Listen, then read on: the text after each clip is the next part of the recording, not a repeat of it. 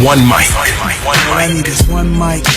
It's just different. One mic with Big Mike. The overall tenor of what he's saying is very stupid. And they say his style is too urban for the radio. Maybe it's not racism, maybe it's placism.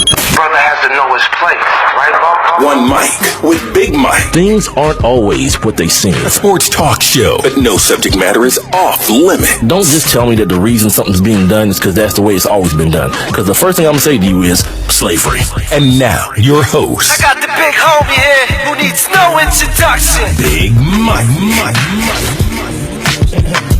All I need is one mic.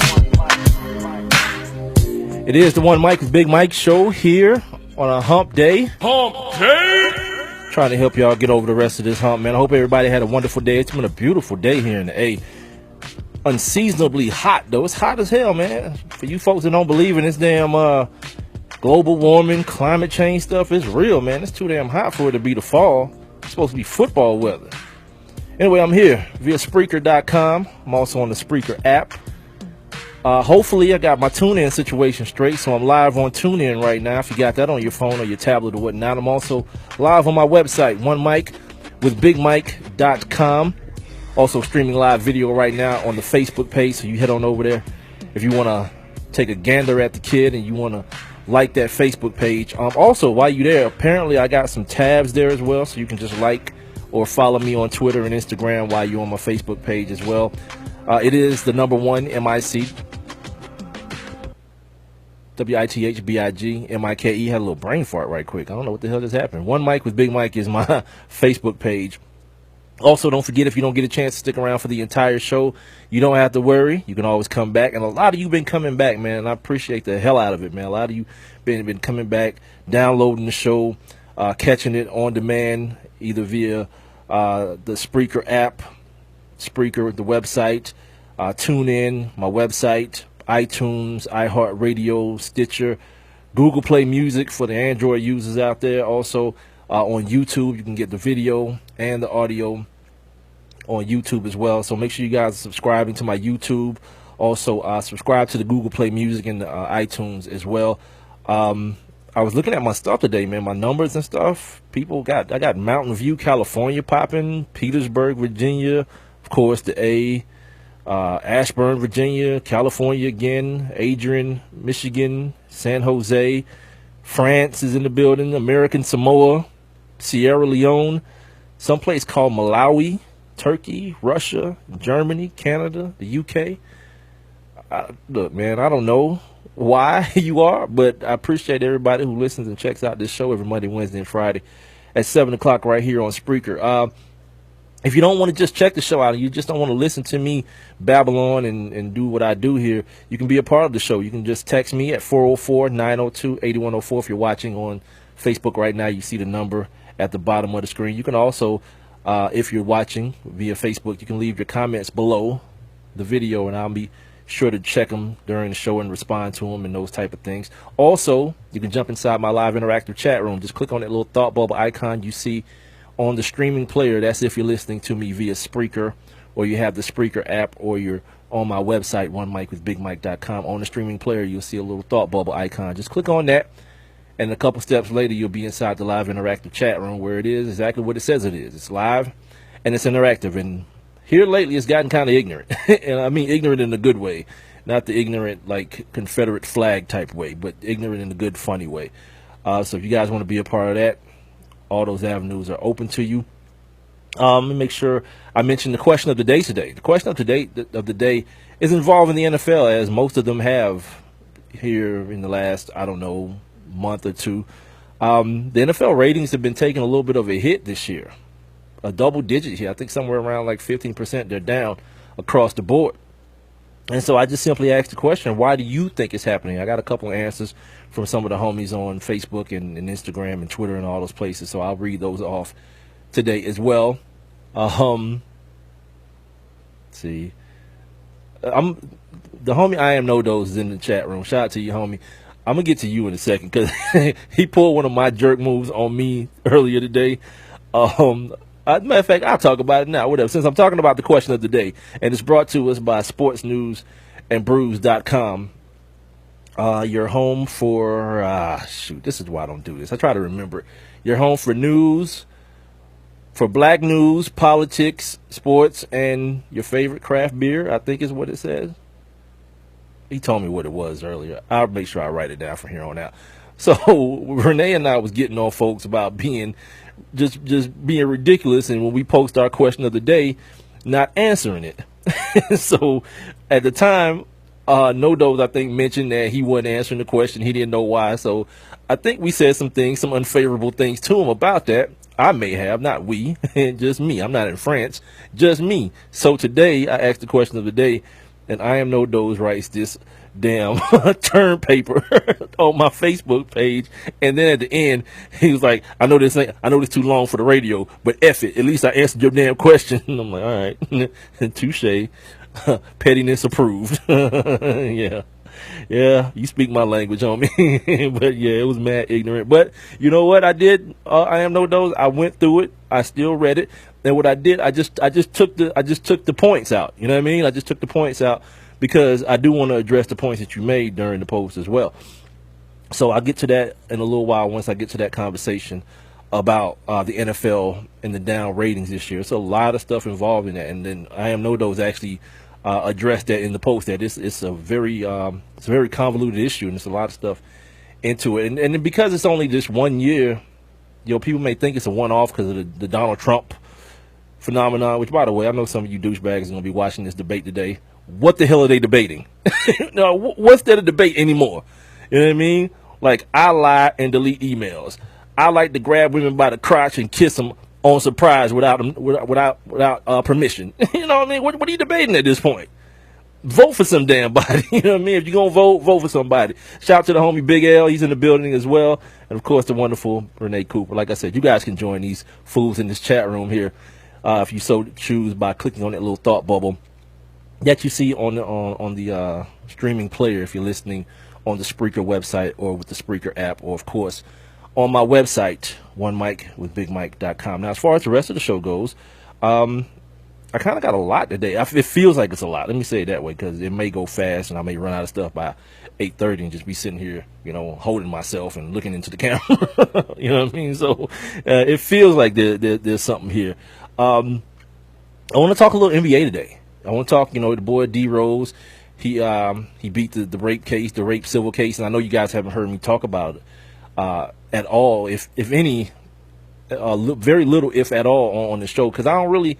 It ain't really my bag, you know, the he say she say stuff, especially when it comes down to sexual assault and rape and stuff. I like to wait until it just pans itself out and then see where it is. And I'm still not really totally abreast of the details when it comes to this Derrick Rose situation. All I know is now he has been found it's not guilty, because it's a civil case. Now, forget the word that I'm looking for, but he's been found not accountable, or not, that he didn't do it, or they didn't have enough proof to say that he did it. Say it that way. Got a chance to check out the Hawks last night for the second time in the preseason.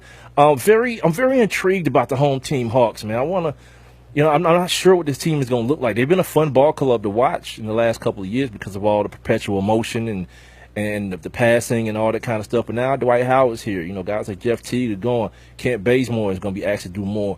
Dennis Schroeder is going to be asked to do more. They got some young kids. That kid from Baylor up in here. They want more out of the other big kid. That's why I'm looking at the games. I need to figure out these guys' names. I got to remember these guys' names. But I'm going to be very, very intrigued. I feel like I'm going to be intrigued by what this team looks like this year, as opposed to the last few years of Coach Budenholzer's regime here in the A. Also, I took some time yesterday to watch the Netflix documentary 13th. I'm going to talk about it some today, and I do advise that you guys take a look at it. Even if you feel like you know what's going on. That's one of the things I hate, really, that you dudes and girls do. Like, I don't need to see no more of that. Nah. Like, there's no cap on education. Don't run from being smarter or more informed. You know what I mean?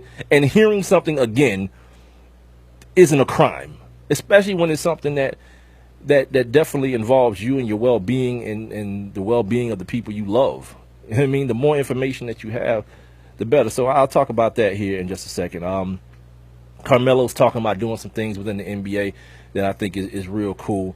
Carmelo and Bron and those boys, man, they really turning into some real stewards and some real thoughtful athletes, man, and I can really appreciate that. I got some news out of the world of the NCAA.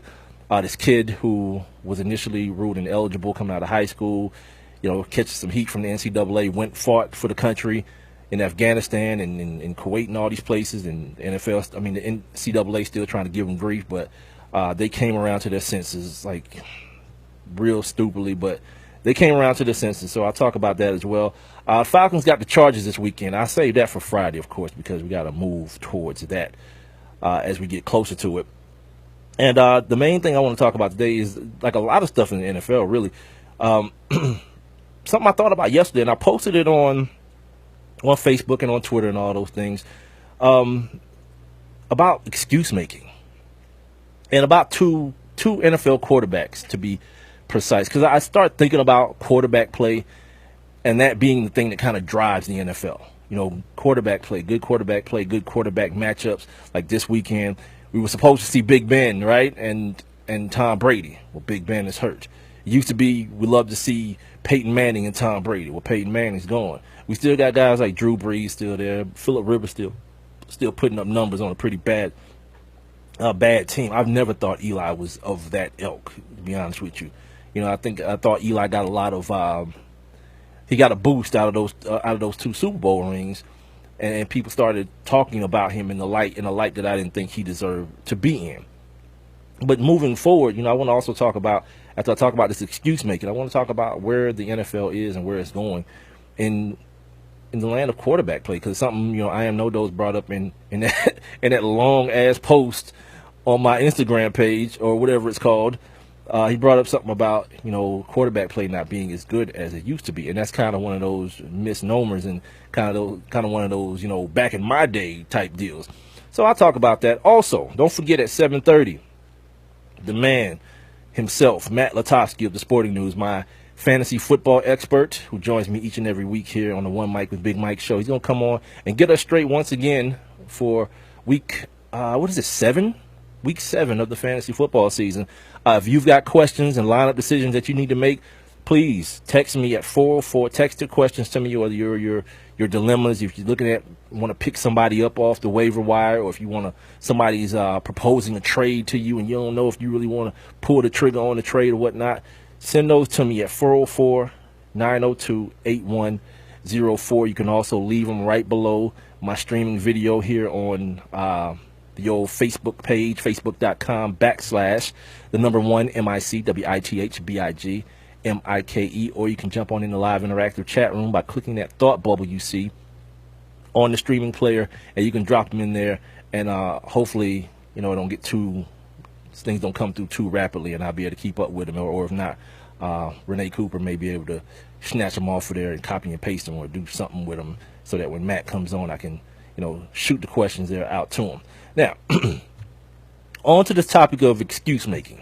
The excuses that sometimes people make for the athletes that they like. This is why I don't like people who talk about sports putting their fandom in the forefront. You know what I mean?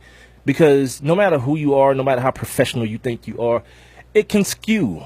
You know what I mean? It can skew your perspective on things. Like if you ever look at what's the show, NFL Live, Trey Wingo loves Peyton Manning and J.J. Watt, and it comes out, and it comes out of his pores.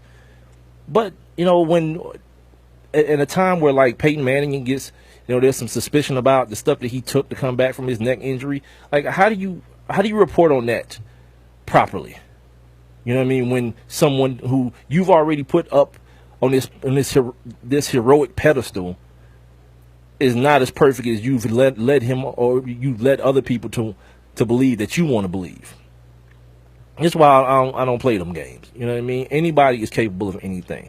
So the 2 quarterbacks that I'm talking about in particular are Andrew Luck and Aaron Rodgers. At one point, Aaron Rodgers was the prototype. He's what you want in a quarterback. And to be honest with you, it was at one point that Aaron Rodgers was making the game look silly, man. He was making things look way easier than they should have been. And all of a sudden now, there's been this huge drop off. Like, I'm doing all this reading on Aaron Rodgers today because I'm trying to make sure that I know what the hell I'm talking about. Because I hear everybody saying, well, Aaron Rodgers last year, he didn't have Jordy Nelson. Oh, well, this year he's got Jordy Nelson, but the offense is so this. Or Jordy's not right. And look at Randall Cobb is not doing this. And they don't have I heard the name Jermichael Finley. like, look, dude, if you're a great quarterback and you can't afford to lose Jermichael Finley, yeah.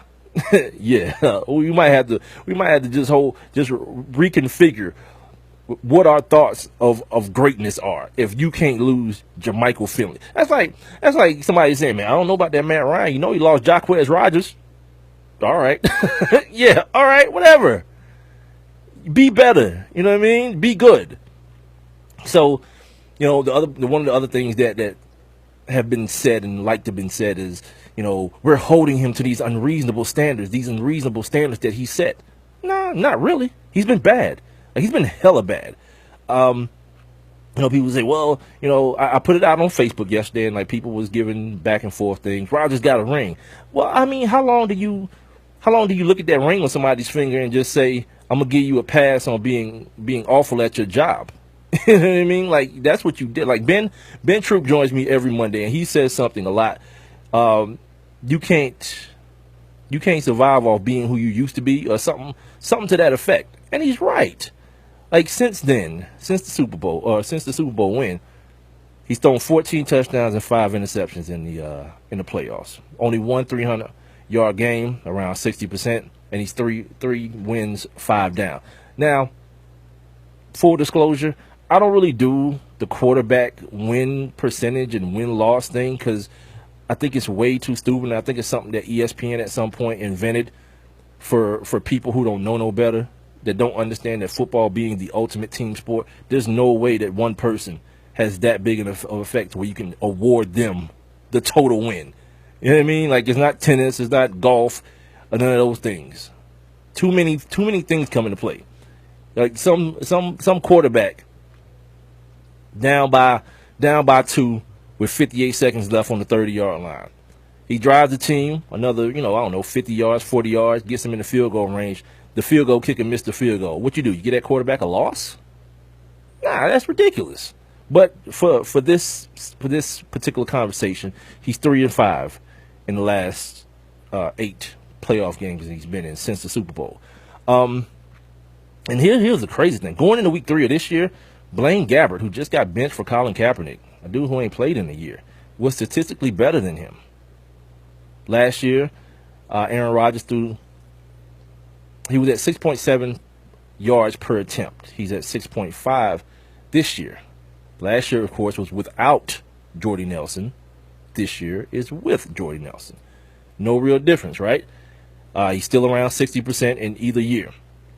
And it's like one of those things where at some point, you just got to say, look, dude, you're bad now. It was cool while you was good, but now you're bad. And as sports fans so often do, what do?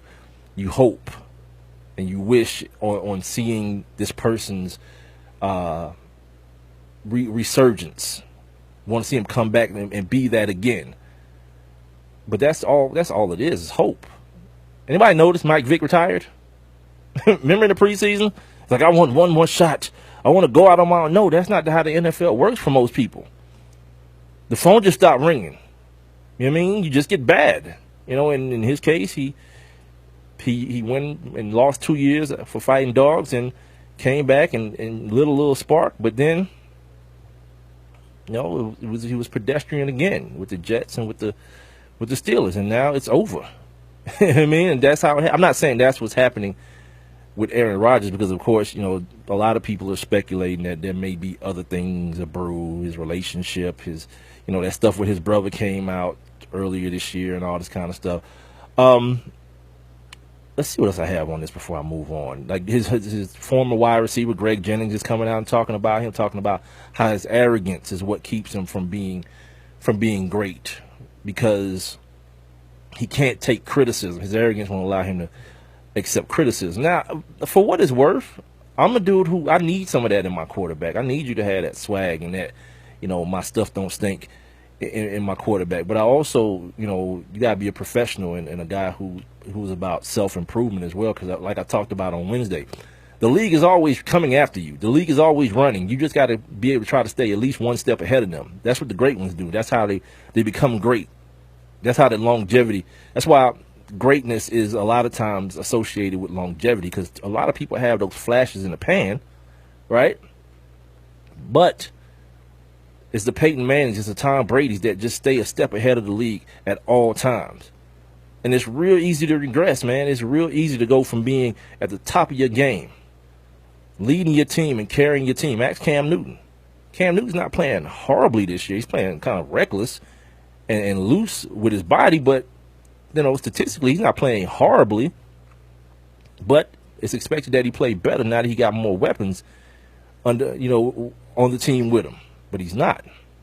It's easy, real easy. Ask RG3. Real easy to fall back when you thought you was at the top of the mountain. Crazy thing, this thing is crazy. How, that apparently Johnny Manziel and Aaron Rodgers, since the last 8 weeks of 2015, their stats were almost identical. Like Manziel was like 0.1 yard per attempt better than Aaron Rodgers. Now, no one's saying that Johnny Manziel, he's garbage. He's not better than Aaron Rodgers, but it just gives you some perspective on how far a guy who was considered the greatest quarterback in the league, the best quarterback in the league, has come. And now all we doing is talking about the name on the back of the jersey. We recognize it, but we don't recognize the play, and it's not going to get any better for him. The running game's in shambles. The defense looked crazy this week going into who they played? Chicago. They played that bad Chicago team this week, so that may remedy some of the things, but guarantee. You see what he looked like against Dallas last week? Like, that ain't gonna be no damn guarantee. He hadn't had a game with a passer rating over 100 since Johnny Manziel was in the league. Now you hear that stuff and it's like, wait, what? Are you still talking about Aaron Rodgers? Yeah, damn right I am. Same guy. But he just hadn't. Somebody told me on Facebook yesterday when I posted a question, like, this dude is ruining my fantasy season. Yeah, I feel you. And I got Big Ben, so join the club. Speaking of fantasy, Matt Lutovsky is going to join me here in about another, what time is it? About another 8 minutes or so to talk about fantasy football and get us ready for week 7. So if you got a fantasy team or a couple of them and you need questions, you need clarity on some moves that you need to make going into week, 7 of the fantasy football season, go ahead and text them to me at 404-902-8104 or leave them as comments below my streaming video on Facebook. The Facebook page is One Mic with Big Mike, or drop them inside my live interactive chat room. Jump on in there by clicking on that little thought bubble you see on the streaming player if you're listening to me via Spreaker, SPREAKER.com, the app, or, of course, my website, OneMicWithBigMike.com. Now, on to Andrew Luck. Andrew Luck was the next coming, right? He was the guy who was going to revolutionize the position. He's the best, most talented quarterback since John Elway. And all those things could still bear fruit. But what we're seeing now with Andrew Luck is the people who built that facade for him. He doesn't walk around with it, not that I can see. But other people have built him up to be this quarterback savior. And not so much so. He hasn't been. Bill Polian, right? The guy who was credited, Hall of Famer guy who's credited with building those great Buffalo Bills teams, that championship Colts team with Peyton Manning.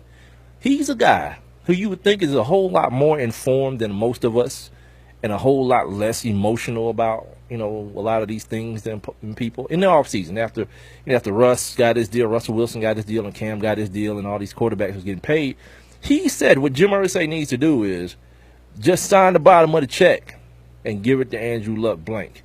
That's how much he's worth. Again, ridiculous. In football, it don't work that way. If you told me somebody need to do that for LeBron, hell yeah. It's 5 people on the team. Find some bums to surround this dude, and it's been done before, and watch him end up in the finals. He's done it before. You know what I mean? Because it's basketball. Football, no way. No way. So now the excuses for Andrew Luck is, the front office, the coaching ain't good. Andrew Luck has been coddled. I don't know if you guys realize that since he was at Stanford. They ran a very basic offense, 2 tight ends, running back with what's the white boy's name, Toby Gerhardt. It was Jim Harbaugh's offense, that power running game, a lot of play action, getting guys singled up. Now he's got all the physical tools and the skill set, and he's a smart dude, photographic memory type guy. But when it stops translating onto the football field, I've said it for years. This kid, they want to talk to us about his touchdown to interception ratio, but then conveniently just leave out how much he fumbles the football because he's holding on to it forever and ever and ever and won't give up on plays. There could be a lot of auxiliary reasons for that. I remember Peyton Manning used to talk about when he first got to the Colts and the defense was bad, that he felt like punting was giving points to the other team. Like it was something that he just wasn't trying to do. I'm not trying to punt this football. Okay, fine. But on the same token, you can't lose your team football games and then have people start talking about, oh, he don't have no talent. Because here's where the hypocrisy in that lies. When he first got there and they was winning that division over and over again, I see Eric Freeman on Facebook, Renee. I see him. I'm just talking right now. When you was giving him all that credit for taking over that team after the year Peyton Manning was hurt, and I think they won the division that year. It's like, oh my God, Andrew Luck. Well, if that's the case, if he was on that bad, no talent having ass team then, and it's the same situation now, and you was giving him all the credit then, well, guess who the hell got to get the blame now? It just stands to reason. This is why one of my philosophies is you just don't go that hard for nobody. You don't go that hard for anyone. All right, let's see what my man Eric Freeman's checking in on the Facebook. Who do you take right now? Matt Ryan or Aaron Rodgers? Without a doubt. If we're talking all things being equal, like I'm not gonna put Matt Ryan on that on that Packers team. But if you know, okay, this is the way I answer that question. Who would I take, Matt Ryan or Aaron Rodgers? If you tell me I can have both of them with the offensive firepower that's on this Falcons team, I'm going Aaron Rodgers. And that ain't no slap in the face to Matt Ryan. I think Matt Ryan is a good quarterback. But when it comes to the physical tools of playing the quarterback position, as well as the cerebral part of the game, I think Aaron Rodgers has both of them. When he's on, current season or last, 12, 13 games aside, when he's on, I think physically, he's more physically talented than Matt Ryan. I think they're both on par subliminally as far as the mental approach to the game. So yeah, to answer Eric's question, yeah, I'm a dude that'll go. I would still go Aaron Rodgers, but right now, on the team that he's on, he's bad. Eddie Lacy's going to be gone for a couple of weeks. James Starks is gone for a couple of weeks. They got Niall Davis in there from Kansas City. They just made a trade for Niall Davis, who, by the way, the homie Matt Lutovsky's like, don't trust him. And guess who already has him on their team? Me. Oh God, I got to ask Matt if he'll like reconsider or something, because last week he was like, you got to go check out Vernon Davis, man. This kid, the other tight end for the kid out of Florida for the Redskins is hurt. Check out Vernon Davis. I'm like, man, F Vernon Davis. He's trash.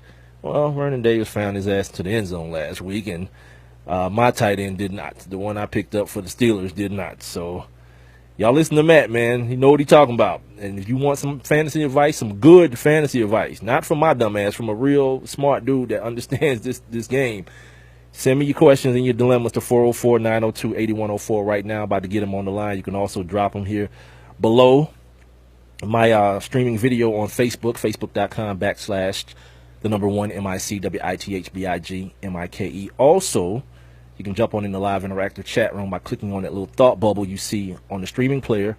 If you're listening via Spreaker, the Spreaker app, or my website, onemicwithbigmike.com. Also, while you're clicking on that thought bubble or not, click that heart at least. Click that heart button so I can get my like situation up, and then click those little share icons or the share icon if you're listening on your phone or your tablet or whatnot.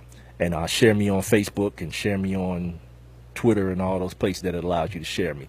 Like I mentioned, got Matt Lutovsky coming up next. We're going to talk some fantasy football here on the One Mic with Big Mike show after I took my second L of the season last week. I'll be right back. I only have one question for you. Do you or someone you know run a business that could benefit from additional exposure? The One Mic with Big Mike show is currently taking on new sponsors and advertisers. One Mic with Big Mike is currently syndicated across 8 different online platforms, and your company's name could be heard and seen across all 8 as well. Let's get to work. Please send all inquiries to Mike at onemicwithbigmike.com. Thank you for listening. Thank you for your continued support. All I need is one mic. In the U.S., about 90 people die in motor vehicle crashes each day, and thousands more are injured, resulting in hundreds of millions of dollars in direct medical costs each year. 1 in 3 crash deaths involves drunk driving, almost 1 in 3 involves speeding, and half of those who died were not buckled up. Even though we've made progress in the U.S., other high-income countries have lower motor vehicle crash death rates. We can and must do better. Here's what you can do.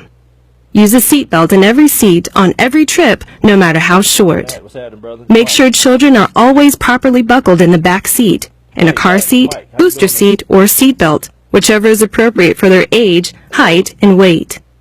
Never drive while impaired by alcohol or drugs, and help others do the same. Can you hear me? Obey speed limits, and drive without distractions.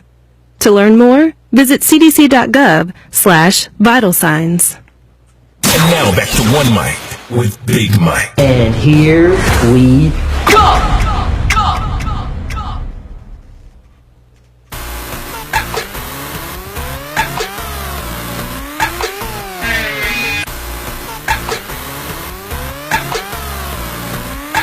All right, welcome back to the One Mic with Big Mike show.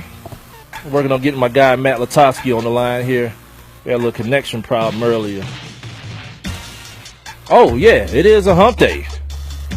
Hump day! Forget about that. We're going to get him on, talk a little bit about this fantasy football situation.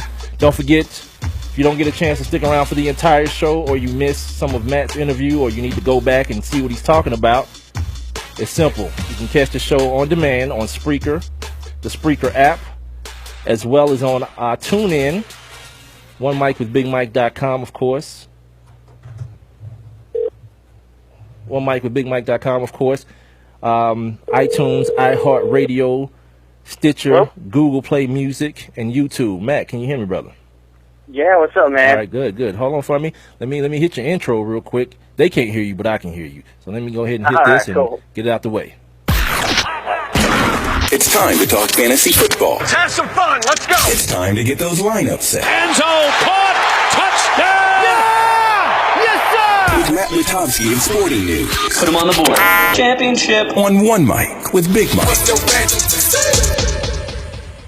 right, don't forget you guys can still get your questions in by texting them to 404-902-8104. You can also leave them right under the Facebook live stream, or you can jump on in my live interactive chat room and leave them there as well. From Matt Lutovsky, our Wednesday resident fantasy expert from the Sporting News. You guys make sure you follow him on Twitter and get some more of that, some extra advice after we do the show on Wednesday at Lutovsky, Lutovsky. Matt, how was your weekend, brother? Man, it's pretty good. Dealing with some injuries, dealing with some weird situations, and it's starting tomorrow night, man. The Green Bay backfield situation's ridiculous, and people are losing their minds over Ty Montgomery and Niall Davis and all that stuff. So I'm just trying to keep my head above water there. Hey, man, you too. Let's start right there, because I was just talking about that before I got you on the phone. Like, I before we do this interview during the day, I make sure I go to the Sporting News, and I suggest you guys too. Just do what I do. Just go to Google and Google Matt Lutovsky. The first thing that pops up will be his Sporting News stuff on fantasy football. And one of the first things I saw, don't trust Niall Davis, and I've already got him. So why shouldn't we trust Niall Davis, man? Well, don't trust him this week. Okay. I think he could look. I picked him up for the long term too. It sounds like Lacey's going to be out a couple weeks, but the fact is, I mean, this guy's been with the team for 2 days. Yeah. You know, I mean, I know he's a running back, and you just say, "Here's the ball, go find a hole." But I don't think that you can really trust him to play that much. They called up the Don Jackson kid from the practice squad. They're saying they're going to give more carries to Ty Montgomery. They gave him 3 last week and used him out of the backfield a lot as a receiver. So it's one of those situations that's going to happen, and that's what's the most scary. And, there's only 2 teams on bye this week and a couple big backs in Stewart and Elliott, but I like to think that most people should have enough good backs that they don't need to trust them. But if you're in a situation where you do, throw them out there, maybe something good happens. But, I'm not buying that quite yet. I want to see them play a little bit. We got any sleepers? I mean, everybody's injured, but do we have any sleepers this week in fantasy football? Yeah, I mean, I think so. I think, you start with the running back spot, and there's a lot of good matchups. We have a lot of, two-back committees where both are in our kind of starter tier, at least for flexes. And okay. I think, maybe an interesting one is both Vikings with Matt Asiata and Jerick McKinnon. I think you can play both of them. And then you look at the Carlos Hyde injury, opens the door for Mike Davis and Sean Draw. And that's another situation I don't really like either this week, but it is a good matchup. It sounds like Mike Davis is going to get the first crack, so if you need him, you can try him. And Doug Martin being out opens the door for Jacquez Rodgers again. We saw him 2 weeks ago. He got 35 touches, and he has a very good matchup, too, this week going out there against the 49ers. So I think there's some interesting running back plays. A lot of good quarterback-receiver matchups, specifically Kirk Cousins playing the Lions is a great one.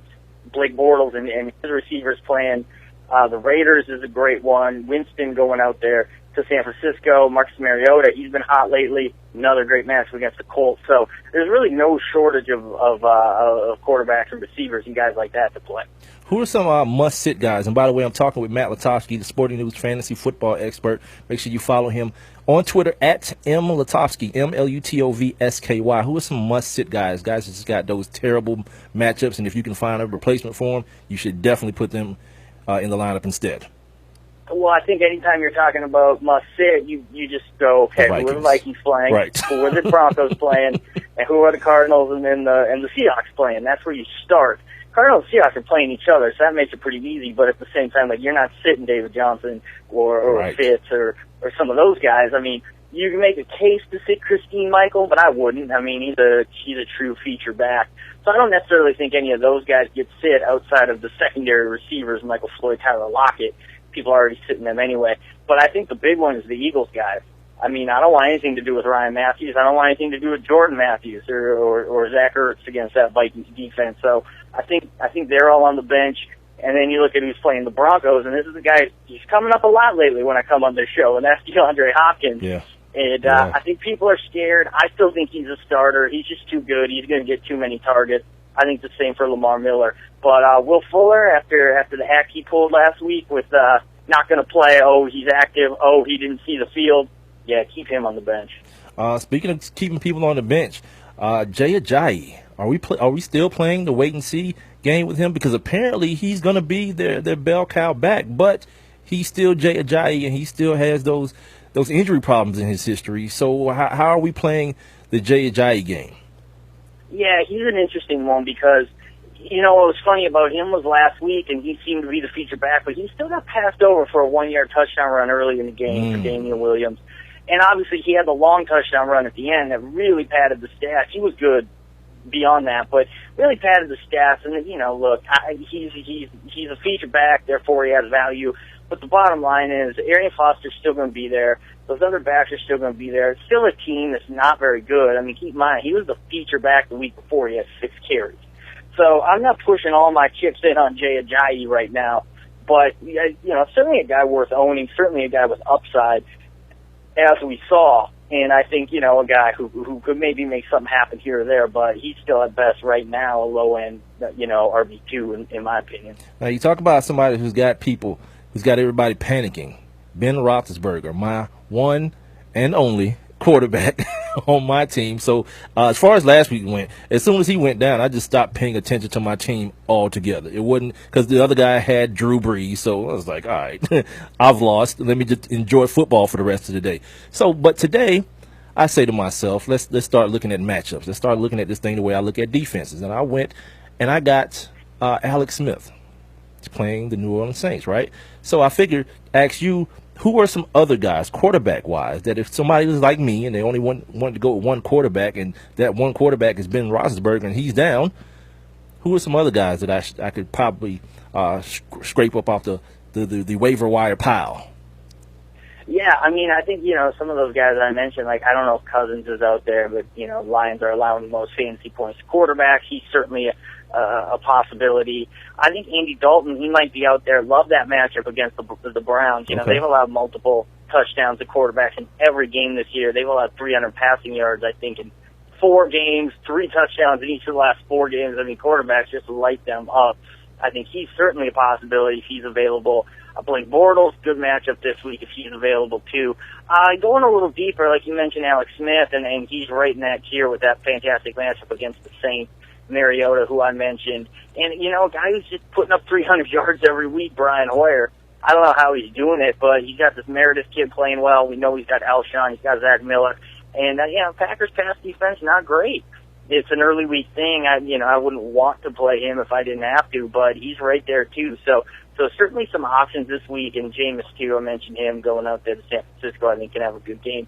So definitely options this week. It's you don't want Ben Roethlisberger to be hurt, but if you're going to be without him, this is an okay week to be without him. Now you just got to worry about the next 3 to 4 weeks. Absolutely. The other voice that you're hearing is Matt Lutovsky. He's our fantasy expert from the Sporting News. Follow him on Twitter at MLUTOVSKY. While we're talking about the Packers real quick, because somebody mentioned this to me yesterday on Facebook that Aaron Rodgers is ruining their fantasy team. Where are you at with that as a fantasy expert? Where are you at with should I keep? Because people probably spent high draft picks on Aaron Rodgers, having Jordy Nelson back and all those things. Eddie Lacy's supposedly slimmer this year. I don't see it, but whatever. But now he's kind of tanking. You mentioned Brian Hoyer. Brian Hoyer is outplaying this guy by leaps and bounds, to name one quarterback that is. So where do you stand on the Aaron Rodgers situation as far as people keeping him or maybe moving on from him? Yeah, well, the thing I'll say about Rodgers is, last week was his first kind of truly bad fantasy performance this year. He had multiple touchdowns in every game leading up to that. So, I think sort of when a guy's not doing as well as people want him to be in real life, that can bleed over into fantasy, but it really shouldn't. It doesn't matter. All we care about is yards and touchdowns. Absolutely. We don't care if they come after a team's getting blown out. Doesn't matter. That's all we care about. And he's been okay in that regard. Andrew Luck, kind of the same thing. He's finding a way at the end of every game. You look at the stats and you go, 2 touchdowns and, to 272 yards. You can live with that. But it's definitely not, it doesn't relate to where he was drafted. He's underperforming and disappointing for where he was drafted. There's no doubt about that. I still think that he's going to be okay in the long run. People want to take risks, and they really get upset when a guy's disappointing, and then they put in a guy who isn't as good. And I always say to those people, if you had been playing this guy all season, you would hate him too. Right. So, be rational, be smart, look at the numbers, and obviously take into account talent too. And so, I think Rodgers still fine. We got him ranked, I believe, 9th this week among quarterbacks, which, he's still safely a starter. But there's a few guys that you might have instead. Like, you might have Andy Dalton instead of Aaron Rodgers, and I would play Andy Dalton instead this week. Phillip Rivers, I'd play him instead this week. But, for the most part, I'm not going off the board. And what those sleepers I mentioned earlier, I'm not playing them ahead of Aaron Rodgers. He's just too good. Talk about injuries and injury-riddled running backs. Shady McCoy, who's had a wonderful season so far here, but now that hamstring has jumped up and bit him again. Do Shady McCoy owners have to go out and get who is it? Mike Gillislee? Is that his handcuff? Yeah, Mike Gillislee. Yeah, I think so. I think he's worth having, and this is a guy who's flashed some talent last year, had the big touchdown run last week too. I think he's a capable handcuff. If McCoy is forced to miss games, obviously we won't know the extent of his injury until later this week, probably even maybe not till Sunday morning. But yeah, I think you have to. And we're seeing it now. Those guys who all got hurt in week 2, it kind of all happened at once, and you had a bunch of serious injuries, like multi-week injuries, that happened in games, and certainly that happens. But now we're kind of seeing these injuries that we don't even realize they happened. Like Carlos Hyde came back and played last week. McCoy got knocked out, came back and played. Like, this happens all the time, where a guy will play through an injury, but then, he sleeps on it, things tighten up, or who knows what happens. Yeah, and things are tightening up in practice and things like that, just because they've put such wear and tear on their body for the last 6-7 weeks. It's only going to get worse. So this is the time, as you have more and more players who've already had their bye weeks. You don't need that backup quarterback or that backup tight end or who knows what else people are keeping on their roster. You got to grab those handcuffs, and you just kind of got to insure yourself, and maybe grab someone else's handcuffs and hold them as trade bait, because you never know when you're going to need that running back. All right, I'll get to these fantasy decisions here in just a second, but we got some other stuff we got to talk about, like your genius that shows up every week, and every now and then I find myself punching myself for not listening to you. Last week we talked about Jordan Reed being out, and you said go get Vernon Davis, go take a good look at Vernon Davis, and I was like, screw Vernon. Like, Vernon Davis is my Melvin Gordon, is who Melvin Gordon is to you. Like, I hear the name, but it's like, whatever, I'll find somebody else. But it didn't end up biting me because, of course, Ben Roethlisberger went out and nothing mattered after that. But you got any gems for us like that this week? Any of those hidden gems, those Matt Lutovsky gems that you become known for? That I become known for it. No, yeah. I mean, I said those quarterbacks. I think they're up there, and those running backs. I kind of like Matt Asiata this week, Vikings running back. It just seems like he's due to get more playing time over Jerick McKinnon, but it's always tough to kind of handicap something like that when a team's coming off a bye. You really just don't know what's going to happen. I love Dwayne Washington. If he's active and Theo Riddick isn't for the Lions, fantastic matchup for him, and it just seems like he's really talented. I don't think people realize how talented he is. If he could have just stayed healthy and really would have gotten his shot, I think he'd be a guy who's right up there with the way people think of Jordan Howard right now among these rookie running backs. And, tight end is always the position where a guy can jump up, just catch a touchdown. Because, in all fairness, Vernon Davis only caught 2 balls last week, but one was a touchdown and one was like a 35-yarder down the sideline.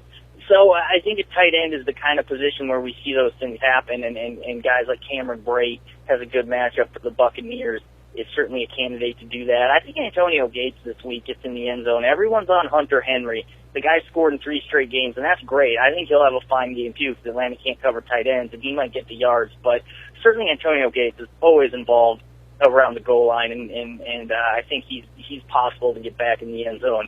And there's always guys like that, and you just kind of got to look into the matchups a little bit, and, you can find them. They're out there. It's just, you just hope you pick the one that gets in the end zone and not the one who gets tackled at the 1-yard line. Look at you cheating off my paper. So now we can get into our dilemmas. You already answered one of them. Somebody wanted to know about both San Diego tight ends versus Atlanta. So you just answered that one. Here's another one. Taylor, what does it say? Gianfermi on Facebook wants to know Mariota or Rodgers this week. Yeah, that's kind of what I was saying before with Rodgers, and it's like, as much as Mariota's been playing well and he had a great matchup against the Colts, I just think it's got to be Rodgers. I think I always look at it like this too. You have to imagine the next day, and how will you feel if you bench Rodgers and he goes off, and Mariota doesn't do as well? You'll really hate yourself. But if you play Rodgers and Mariota has a better game, you can justify it to yourself. I mean, you'll still feel bad if you lose, don't get me wrong, but you can be like, I played Aaron Rodgers. Like, you can't kill me for playing Aaron Rodgers. So I still think Rodgers is the guy in that situation. All right, got a couple of defenses people want to know about picking up. Baltimore versus the Jets, Tampa Bay versus San Francisco, or Miami versus Buffalo, with the caveat that whether Shady plays or not, Shady McCoy plays or not in that Miami-Buffalo game. Yeah, you said Baltimore and Tampa, right? Mm-hmm. Those two. I think it's Baltimore there. Now, they lose Suggs, and that hurts them. We have them both in our top 12, so we're kind of saying both are starting units. I just think Tampa, they've been better lately. They had 4 sacks 2 games ago. They had 4 turnovers in their last game, but that was against Derek Anderson, so I kind of give that a little bit of an asterisk. And the game before was half Trevor Siemian, half Paxton Lynch. So I just think Baltimore has been better this year. And, look, they're going to be getting Geno Smith, right? I think you want a defense against Geno Smith. And that just gives them more upside, even though they're banged up.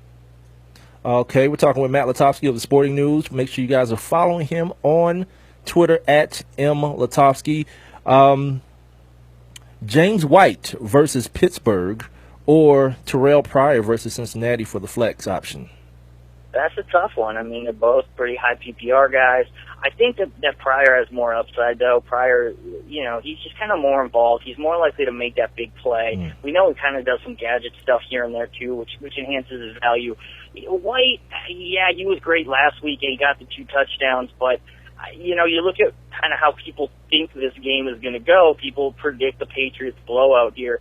And a Patriots blowout doesn't lend itself to James White having a big game unless he gets one of those early touchdowns. Okay. And if he doesn't, I mean, then what are you getting? And the Patriots like to run up the score. I don't know how much they'll do it though. This profile is much more as a LeGarrette Blount game, I think. And White's good. I mean, obviously the Steelers had a lot of trouble with Miami's back last week, but I don't know. I think Pryor's just a little bit safer bet. All right, I got a couple more for you, and I'm gonna get you out of here. Bebe Thomas, Demaryius Thomas versus Houston, or Stephon Diggs versus that Philly squad?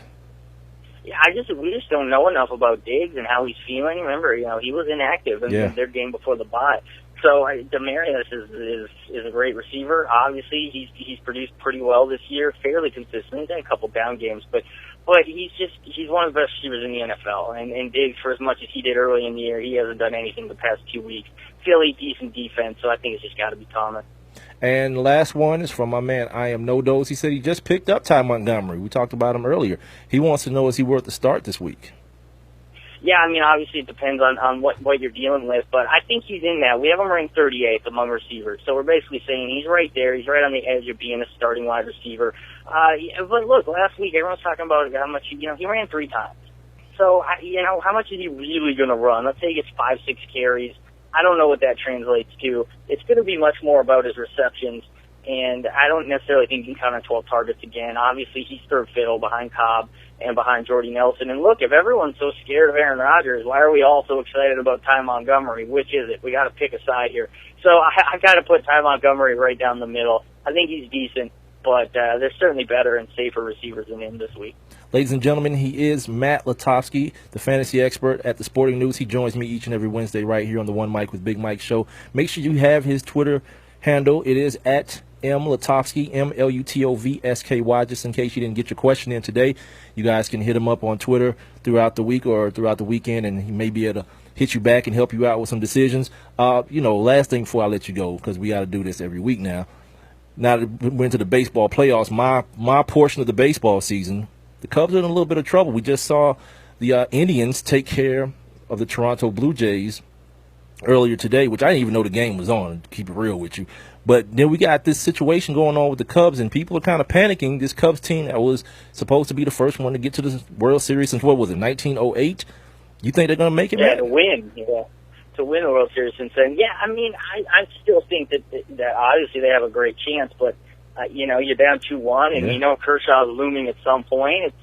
It's tenuous at this point, and they're not really hitting. I mean, if I was betting, you got to bet on the team that's up 2-1 and has the best pitcher in baseball. But even with that said, I'm not going to be shocked at all if the Cubs win that series. I think they're the most talented team in baseball, but most talented team doesn't always win. I guess that's the good, the bad thing about baseball. So, I think tonight's game is obviously huge because you go down 3-1, then I think you're in a lot of trouble. So it'll be fun to watch, though. I mean, I think these are pretty good games, and there's great atmosphere at both in both LA and certainly in Chicago. So it'll be fun. And then the Indians are kind of this little team that could with all the injuries to their pitchers. So whoever faces them, I think, is going to make for a great World Series. There it is, Matt. Have a good fantasy weekend, sir. We'll talk to you again next Wednesday, my brother. All right, thanks for having me. All right, man. Once again, Matt Lutovsky. You guys make sure you get his Twitter information at M. Lutovsky. Follow him on Twitter. You can ask your questions to him on Twitter. Matt always hit me back, but maybe that's just because that's my bro. So he hit me back. Also, man, make sure you guys check out the stuff on the Sporting News. Like I said, just do what I do. His name is very unique. Just Google it. MattLutovsky. Just Google it. The first entry that'll come up will be his fantasy football stuff. And he's got some good stuff on there. As I tell you guys each and every week, man, this dude, he gives the information, and most of the time it's tried and true. So I'm 4-2. I don't know what Renee is. I think Renee took 1 L. So she's like, what is that, 5-1 or something like that. I got a bunch of injuries, feeling crazy about myself. Danny got, oh my gosh. This says Gaisito. Guycito. Says, good show, tuning in from Sicily, Italy. Shout out to the Italians, son. I'll definitely watch for more episodes. That's what we trying to do around here, man. We trying to take this thing worldwide. I'm talking about like Pitbull, cuz Mr. Worldwide would be my new name. Nah, just playing. Appreciate you, Danny, though. Appreciate you for checking in, homie. What were we talking about? We're talking about Aaron Rodgers and Andrew Luck and the excuses that seem to be made for him so much. And I think they're both good quarterbacks. You know what I mean? But I also believe in making sure people get called for their stuff. You know what I mean? If you bad, say you bad. And it kind of, to me, in doing what I do, it adds legitimacy to what I'm talking about. You know what I mean? That's why I can't stand like this one dude, and I know him every time he does it, and I really shouldn't be giving him all these, this, give me Antonio Brown. One last fan. This dude is always like adding to my post. Matt Ryan is that guy. Go Falcons. Like, I'm the person that you don't want to do that to. I know how to ignore stupidity, but it's like you can't go that hard for anybody because you know what happened? He'll be the same guy when Matt Ryan throws the 4-interception game because it's inevitable because the quarterbacks do that to be talking about how much trash he is and how trashy he is. You know what I mean? Like, since Matt Ryan's set foot touchdown here in Atlanta, I've been pretty even keel with the dude. I didn't know who he was going to be coming off all the Mike Vick stuff and having to, he and Thomas Dimitroff and Mike Smith having to resurrect the franchise who, let's face it, the Bobby Petrino stuff had happened as well. I didn't know what Matt Ryan was going to be. He wasn't like he didn't come out of college like Andrew Luck or Peyton Manning or none of these dudes. Nah, Matt Ryan was like the best of three dudes, basically. It was him, Joe Flacco, and Chad Henne. What the dudes you had to choose from in that draft. I think Baltimore did well, although they picked the project guy that just happened to end up starting for him and working out because guys got sick and hurt. But the Atlanta Falcons picked Matt Ryan to resurrect this franchise and keep it from tail spinning into the land of the Cleveland Cleveland Browns. And then he did. You know what I mean? And everything after that has been pretty good. Like, I don't think anybody's going to mistake Matt Ryan for being a great quarterback. But the one thing, I always say this about being good as a quarterback or as a player, as a professional player, period, being good, you can dip your toe into the pool of greatness every now and then. And sometimes for extended periods. Like, sometimes the light just goes on and you see a dude and you say, man, damn. Like, look at Sam Bradford. Like, Sam Bradford is average at best, but Sam Bradford this year is good in the right situation. Now, I don't think Sam Bradford ever fooled anybody into thinking that he's a great quarterback, but Matt Ryan was already very good. So when the situation improves and he can improve with it, he can improve and start dancing into that realm of greatness, and that's what you're seeing right now. But does Matt Ryan still have a 4-interception game minimum, a 3-interception game minimum? Hell yeah. And at those times is when you got to be at a temper, who you've already told yourself and convinced yourself that this person is. Same with Andrew Luck. Same with Aaron Rodgers. You've already told people that dude is a first ballot Hall of Famer. Wait, hold on. You know what I mean? Wait a minute. Andrew Luck, same thing. He's headed for Canton. Wait a minute. How you know? You know what I mean? Because he could end up being Bo Jackson, the guy who we talk about now that if he would have, if he's a definite Hall of Famer, but no one knows that for sure. No one knows how Bo Jackson's career unfolds. We know what we saw up until the point that it ended. And to that point, everything was cool. But sometimes your memory can fail you. Go back and look at Bo Jackson's starts and look at how many games he actually played in the NFL. It wasn't that many.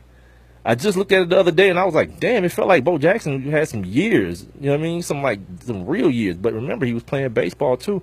And he was also splitting time, between baseball and football. One last thing, Taylor Giaffermi. This guy said he'll give me Antonio Brown for Gronk. Already have Graham at tight end. Yes, I don't know. You gotta act when the show's over, or you can just send that to Matt at M Lutovsky. He'll hit you back. because I did it last week. I missed somebody's question on Facebook last week, so I sent it over to Matt and got right back on Facebook or whatnot. Because Antonio Brown ain't gonna catch no damn touchdowns with that Ben. He ain't caught none so far in his career. Like, every pass he's caught in the end zone has been from Ben Roethlisberger. You start throwing Mike Vick in there and Landry Jones in there. Antonio Brown ain't catching no damn touchdowns. Oh, Ginfermi. Or is it Ginfermi? Because it's GIN-FER-ME. Ginfermi.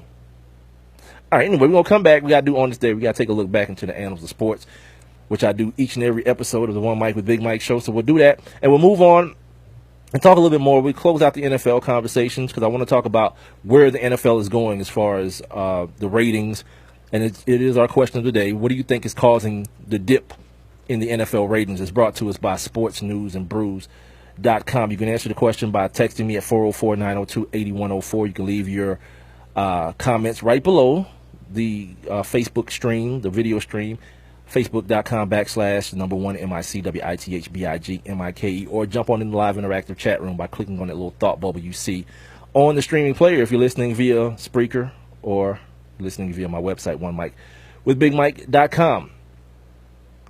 Let me make sure I get my commercial set up here. So we'll come back, we'll do all that, and get ready for the second half of the show.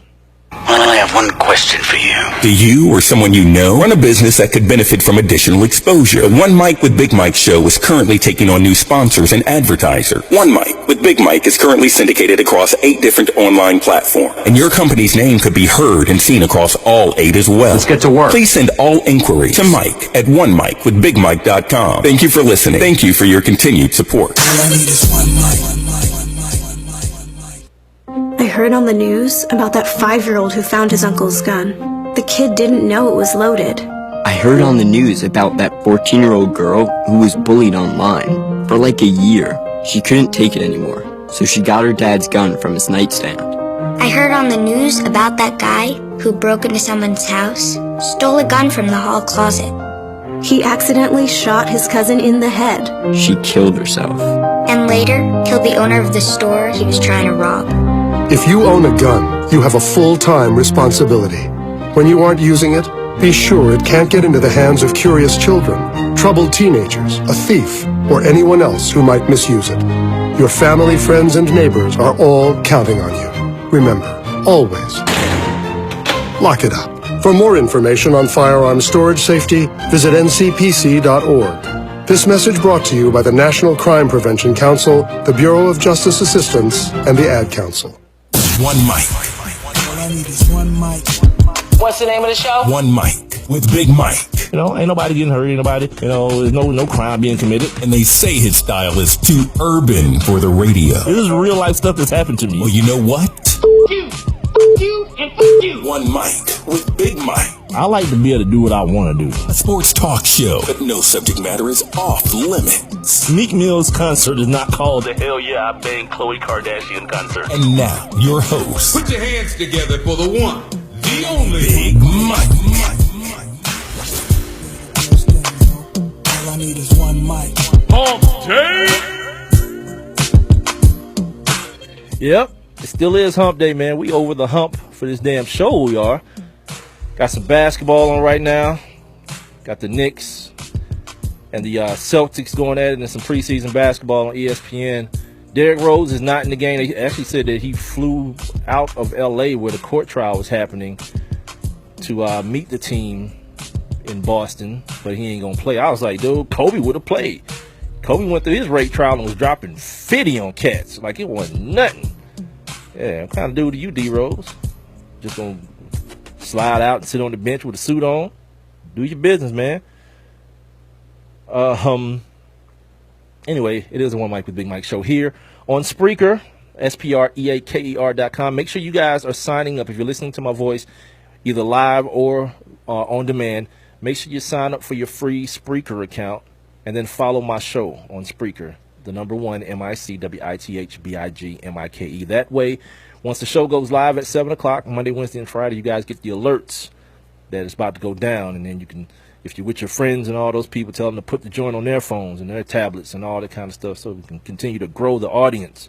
Got my man checking in from Italy. It's going down like that. I wonder if you understand everything I'm saying, if you got like a translation thing going on. See, all these questions now going through my mind because people in Malawi and Russia and all these places listen to me be ignorant on the damn on my show. But I guess, you know what? In a year of Donald Trump, nothing's too ignorant. So there's that. Follow me on Facebook and Twitter, or like my Facebook and follow me on Twitter and Instagram at One Mike with Big Mike. It's the number 1 MICWITHBIGMIKE. So we're gonna move on. We got a couple of NFL things that I want to get to. So a couple more NFL things I want to get into. Renee told me the other day that I sigh when I'm looking for stuff and I can't find it, and I'm trying to be conscious of not doing that. But I can't, like, I'm not like hypocrisy is not something that I'm about, even when it comes to me. So like the same way I feel about your stupidity and your ignorance, like when I'm being stupid and I'm being stupid and ignorant, I can't stand it either. So it causes me to sigh into the microphone. So that's what you guys hear when that's happening, if you hear it, or if Renee's just being a D-bag and making up stuff to get on me about. Either way, let's take a look back, everybody. Now, let's take a look back. On this day. All right, we got a couple here. On this day in 1919, the Cincinnati Reds beat the Chicago White Sox 5-3 in the 16th World Series. The series is known as the Black Sox Scandal, as 7 White Sox players throwed the series. Cash went to jail. That was the precursor for the stuff that's going on with Pete Rose and him not being able to get reinstated. Like, after that, baseball was like, yeah, anybody, you're done forever and ever and ever. And you see Pete Rose drunk ass on on those post-game shows. Him and big ass Frank Thomas. Frank Thomas is like the dude. Who am I thinking about? The dude with like the big old body and that little bitty head. That's who Frank Thomas look like now. A-Rod is on there. A-Rod is on that joint too. On this day in 1933, the Berlin Olympic Committee votes to introduce basketball in 1936. Adolf Hitler ain't know what he was doing. That's Hitler, right? Or am I like historically off with that? 1933, where are we at? On this day in 1957, Maurice Rocket Richard of the Montreal Canadiens became the first NHL player to score 500 goals. On this day in 1998, former heavyweight champion Mike Tyson, he got his boxing license back. But why did he lose it, everybody? Oh, that's right, because he bit a man's ear off. Yeah, he bit Evander Holyfield's ear off during a fight. That's when I got off, though. That's when, yeah, I hopped off the Mike Tyson wagon. Like the rape stuff and, the questions behind that and whether he did it or not, if he was set up and all that. I was riding with Mike.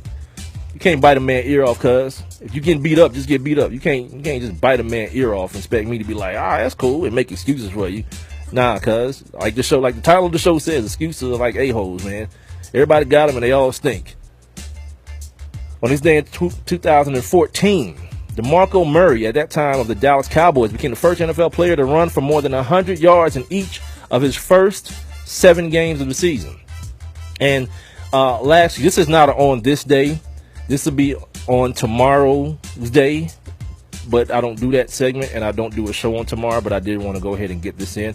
On tomorrow, in 1924, the final game of the very first Negro World Series was played and won by the Kansas City Monarchs over the Hilldale Athletic Club. They were also known as the Derby Daisies.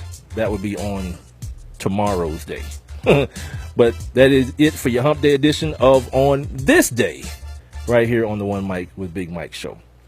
All right, back to what we're talking about. Here on Spreaker.com, here on the app. I'm not sure if the tune-in situation is working live today, but if it is, partake and tune in if you got that on your phones or your iPads or your tablets and all those situations. And also make sure you check out the all-new OneMikeWithBigMike.com website, where you can also hear the show live every Monday, Wednesday, and Friday at 7 o'clock. I heard my man talking about the baseball. Like, Matt is all over the place, man. He got the fantasy football situation, fantasy baseball. I even asked him if he do fantasy basketball. I didn't ask because I don't care, because I don't do it. The chat room is wide open. You guys can jump on in. Just click on that little thought bubble icon you see on the streaming player. The homie Big L, I am no doze in the building, as well as, of course, Renee Cooper. Renee says if she was being if she was being a D-bag, I would make up something you weren't doing and watch with joy as you stop doing something you're really not doing. That doesn't make any sense. You would watch with joy as I stopped doing something that I already wasn't doing. You wouldn't be seeing anything. You'd be seeing me do everything I already do. Oh, Renee, what's happening to you? Are you on the crocodile? I saw this weed the other day on Facebook, and the weed is in like a rock form. It's supposed to be the most potent form of marijuana. It's in a rock form. It looks like crack, and it's supposed to be like 99% THC. I already know. The white homies came up with that. Yeah, the white homies came up with that, man. Because in white America, I swear it to be the truth. And my white homie Jim Murray backed me up on it one time, too. That there is no such thing as being too high for white people.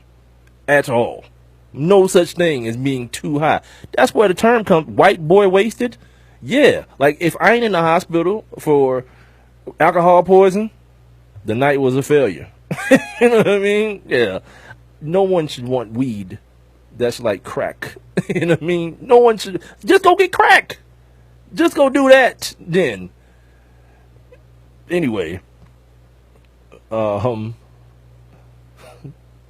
to the NFL stuff. The other thing that I talked about today, and I put this question out, the question of the day, as a matter of fact, is what do you think is causing the dip in the NFL ratings? The question of the day is brought to us by Sports News and Brews.com. Let me see if I can find my man's tagline, because I want to get it all right and, you know, do the thing professionally. I am a trained broadcaster. This is true, by the way. I am a trained broadcaster. There's not many of us walking around right now, but yeah, I am.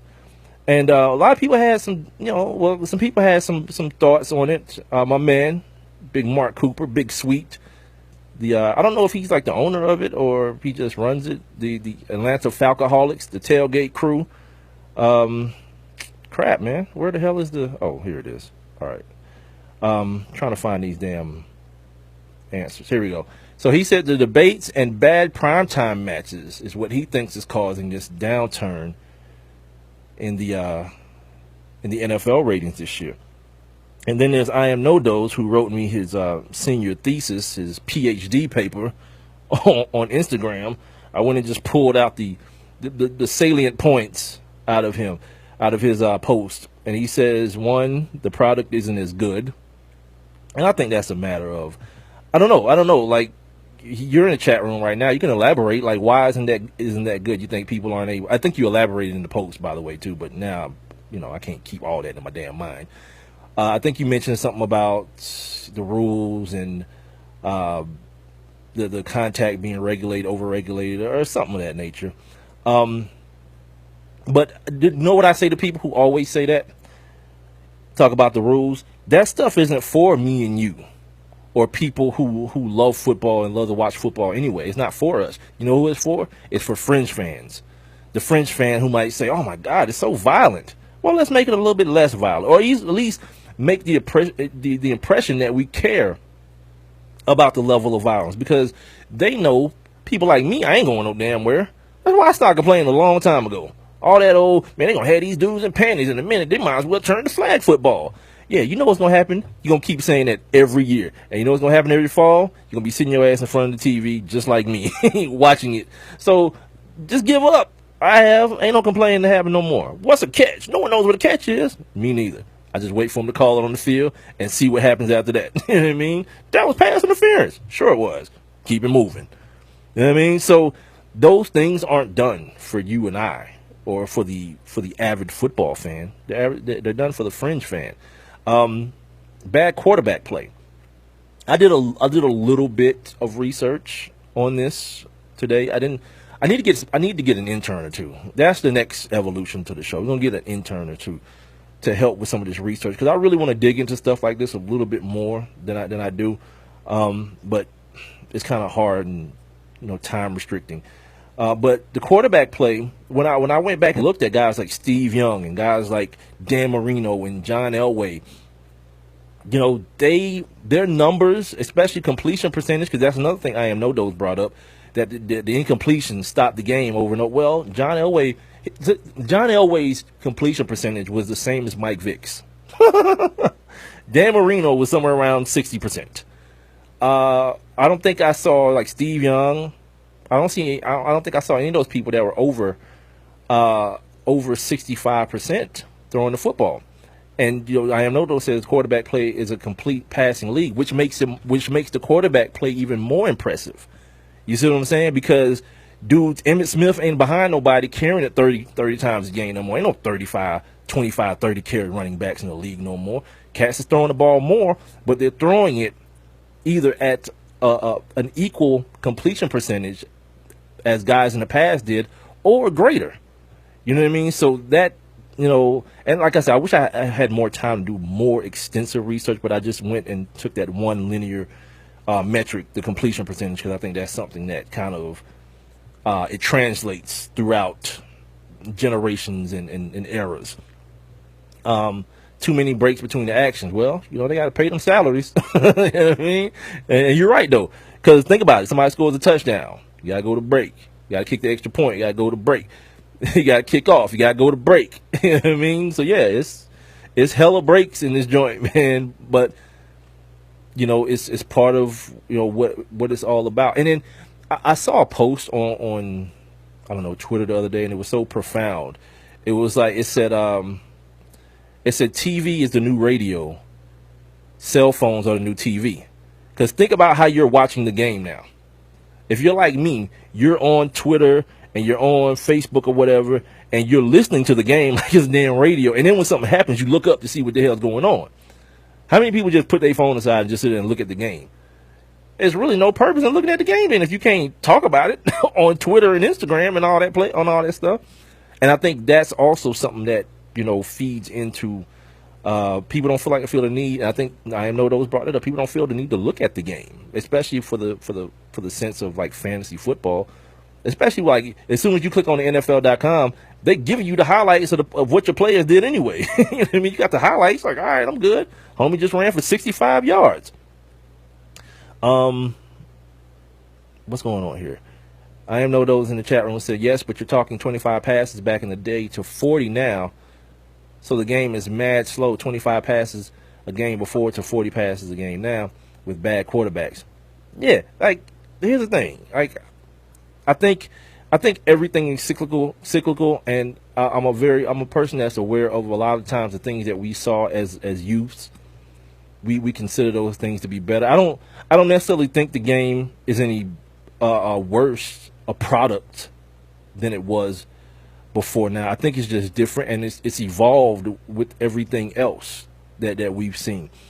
You know, every other product and every other thing we've seen has evolved, and so has football. And I think a lot of people want things to go back to the days of people getting crushed across the middle by Ronnie Lott and, you know, Peyton Manning getting his damn jaw broke and things like that. But the NFL got a product to worry about. And to further that point, I went and looked up youth football registration stats. This is something that I'm very, very interested in, and I do this show probably once or twice a year. It comes up, not the exact same thing, but it comes up within, of course, other topics. So youth registration in football for the last, I don't know, decade or so has been down. And there's been another decline when these, what are they called? These congressional hearings were taking place, and people were being made more aware of the consequences of playing football at a younger age and things of that nature. I got some numbers here that's real, you know, they kind of crazy. Did I say the damn thing? Yes. The article's called Kids Aren't Playing Football Anymore. A study was conducted by the Physical Activity Council that found a modest increase. I'll get to the decrease here in a second. In youth participation ages 6 to 14 in tackle football, a 1.9 increase from 2.128 million participants in 2014 to 2.169 million in 2015. Now, we all know the NFL, they good. They and their partners are good for cooking the stats. So when people do their job you get some real numbers.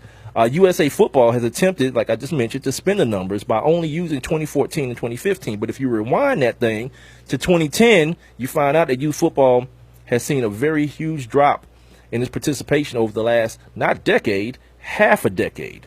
In November 2013, the drop in youth participation, again, age 6 to 14, it went from 3 million in 2010 to 2.8 million in 2011, and so forth and so on since then.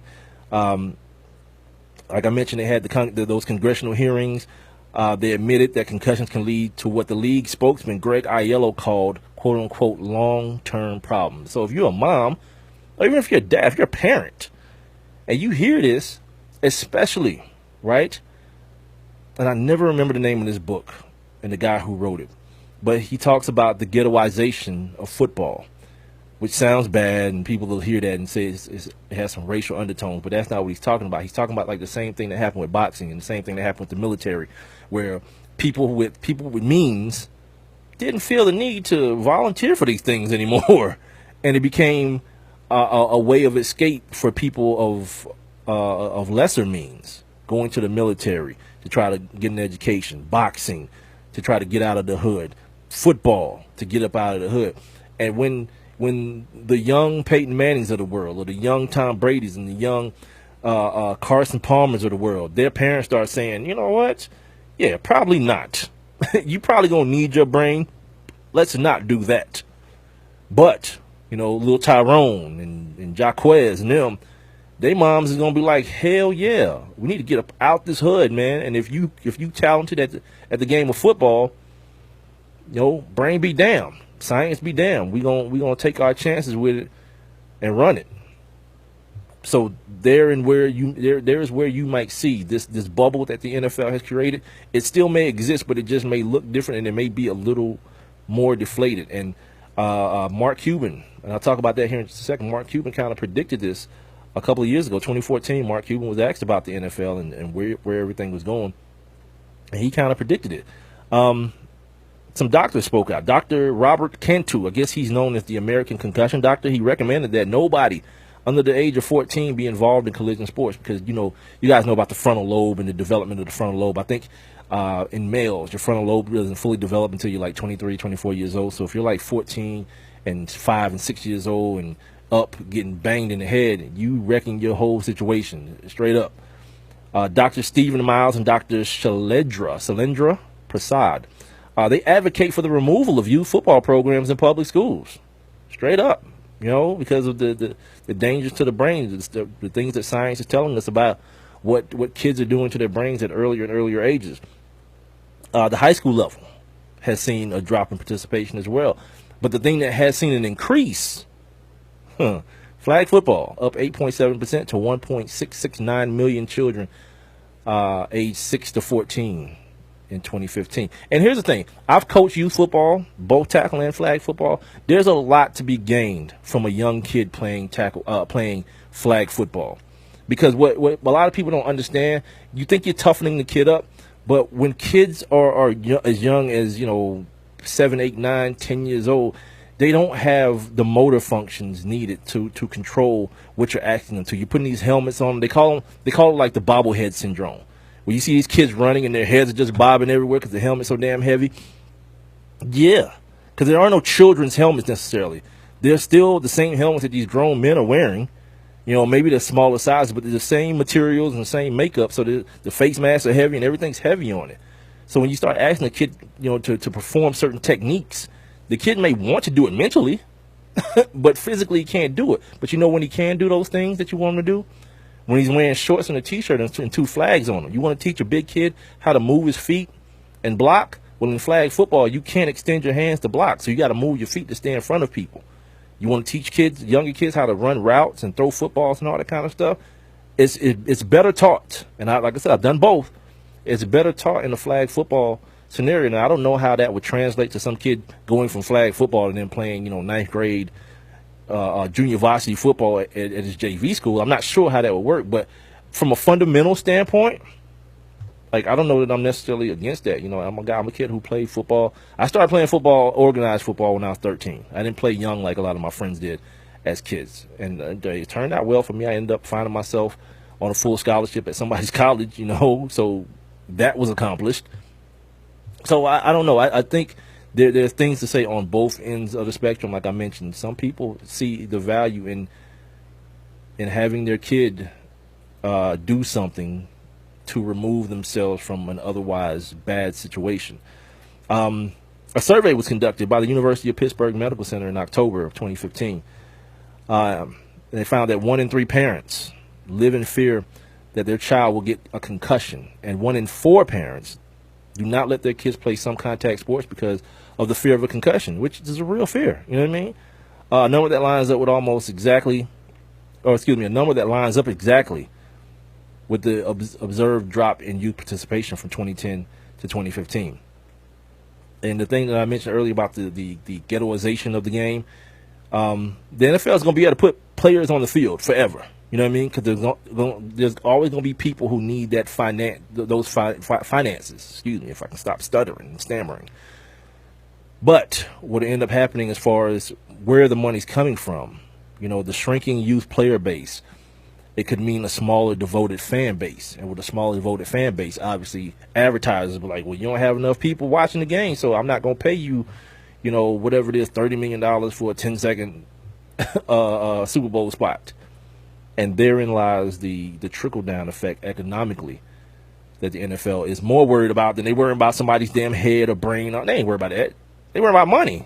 It's an American capitalistic business. They worry about that green. Back to the chat room real quick. I know those said what I'm saying is that football is now so passer-friendly that even when the team has a garbage quarterback, i.e. Ryan Tannehill, they still pass the ball all the time. That's a bad product. Yeah, and that's what the rules have dictated that you do. And with those rules, again, they're not made for you and I. Guys who want to see a complete ball game. Like, you probably want to see cats play defense and tackle too. Don't nobody care about that. You know why? Because the novice fan wants to see touchdowns scored. They want to see Odell Beckham, freak out, and they want to see Cam Newton dab and give footballs to little white kids and things of that nature. That's what the fringe fan wants, and that's the people the NFL wants to talk to. They done talking to me and you, cuz. They done talking to us. We've smoked the NFL crack. We've become hooked on it. They keep stepping on the product, making it weaker and weaker. But what we keep doing, going back and hitting that NFL pipe. They know they got us. They need new customers. And these new customers are in the form of females, younger customers, more people who read on the internet about concussions and all this, and player safety and all this kind of stuff. That's who they talking to. I am no those. They done talking to you, cuz. NFL ain't got nothing for them anymore. They've gotten all you bought all your Saints gear. You got your NFL Sunday ticket or your Red Zone package. You got all that stuff. Season tickets. Yeah, they done talking to you, man. they gotta get some new. Before I go to break, I want to tell you guys about Mark Cuban and what he said 2 years ago was going to happen. A lot of people talking about this presidential election, like my man Big Coop was talking about taking away from the ratings, the national anthem protests by Colin Kaepernick, all these type of things. Coop also mentioned the trash, and I am no those games, these trash games in prime time, which again, it's like oversaturation, right? Because you don't have to give me football on Monday, Thursday, Sunday night, and try to take over the primetime spots, especially when you don't have enough good teams to fill them. Just give me the good teams, man. You want Monday night, give me the best teams you got. Flex them if you got to. Flex me some Sunday night stuff. And quit with the Thursday night garbage, man. I'll find something else. I'll DVR some stuff or whatever on Thursday night. And I'll be good with that. But again, I got to remind myself, they ain't talking to my black ass either. They don't care what I want. Mark Cuban said, I'm not going to read the whole quote, but I highlighted a couple things within the quote. That I think the NFL in 10 years is 10 years away from an implosion. Pigs get fat, hogs get slaughtered, and they're getting hoggy. When you try to take it too far, people turn the other way. When you've got a good thing and you get greedy, it always turns on you. They're trying to take over every night of TV, just like I just mentioned. Yeah, and you ain't got to. But this America, right? And everybody feel like greed is everybody's a Gordon Gekko. Greed is a good thing. They talk about how people are going to watch their favorite teams. You're going to watch your Falcons. You're going to watch your Saints. You're going to watch your team. But what happens is those teams ain't always on prime time in your area. And you need a national audience. And those are the audiences that are suffering. I'm looking at this chart right now. And they show you from week 1 of last year to week 1 of this year. And it seemed pretty even last year, week 1 to week 5, right? For Monday Night Football. But in this year, you see a down. You can tell when the first debate was. Went up a little bit, then down last week. For Sunday Night Football, the overall numbers are higher, of course, because it's on NBC network TV. But still, everything is lower than it was last year, and all the numbers are lower, than they were the week before. Yeah. For Roger Goodell to stand up the other day and say that he don't see the problem, like, I don't know what's going on, my man. Yeah, denial. It's not just a river in Egypt, cause you know what I mean? Yeah, fix it.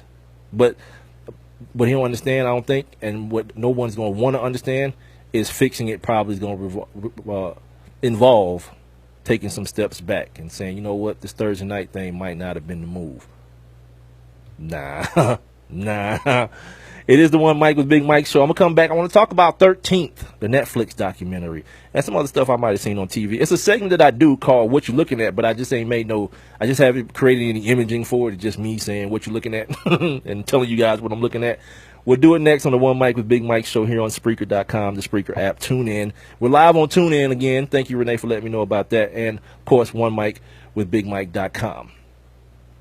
Well, I have one question for you. Do you or someone you know run a business that could benefit from additional exposure? The One Mic with Big Mike show is currently taking on new sponsors and advertiser. One Mic with Big Mike is currently syndicated across 8 different online platforms, and your company's name could be heard and seen across all 8 as well. Let's get to work. Please send all inquiries to Mike at onemicwithbigmike.com. Thank you for listening. Thank you for your continued support. All I need is one mic. So you see, son, good manners are very, very important. Someday, many years from now, when you're a grown-up, you'll be a man. And when you are, you should be a gentleman. Do you want me to go through it one more time? Yes. Yes, please. Yes, please. Exactly. Always say please, thank you, you're welcome, and excuse me. Sit up straight, hold doors open for ladies. If a door's shut, then knock first. Don't burp, don't swear, don't speak with your mouth full, don't reach across people's plates, keep your elbows off the table. What table? And don't interrupt. While we're at it, don't stare, don't use foul language, don't call people names, but do remember people's names. Always share your toys, play nice, and cover your mouth when you cough or sneeze. On the bus, give up your seat to anyone who has trouble standing. Bottom line, treat others the way you'd like to be treated. Got it? Got it. And stop picking your nose. Most parenting is hard to do in just 2 minutes. But spending just 2 minutes twice a day making sure they brush their teeth is easier and could help save them from a lifetime of tooth pain. For fun 2-minute videos to watch while brushing, visit 2min2x.org. That's 2min2x.org. A message from the Partnership for Healthy Mouths, Healthy Lives, and the Ad Council. And now, back to One Mic. What are we waiting for? Let's get to it. With Big Mike.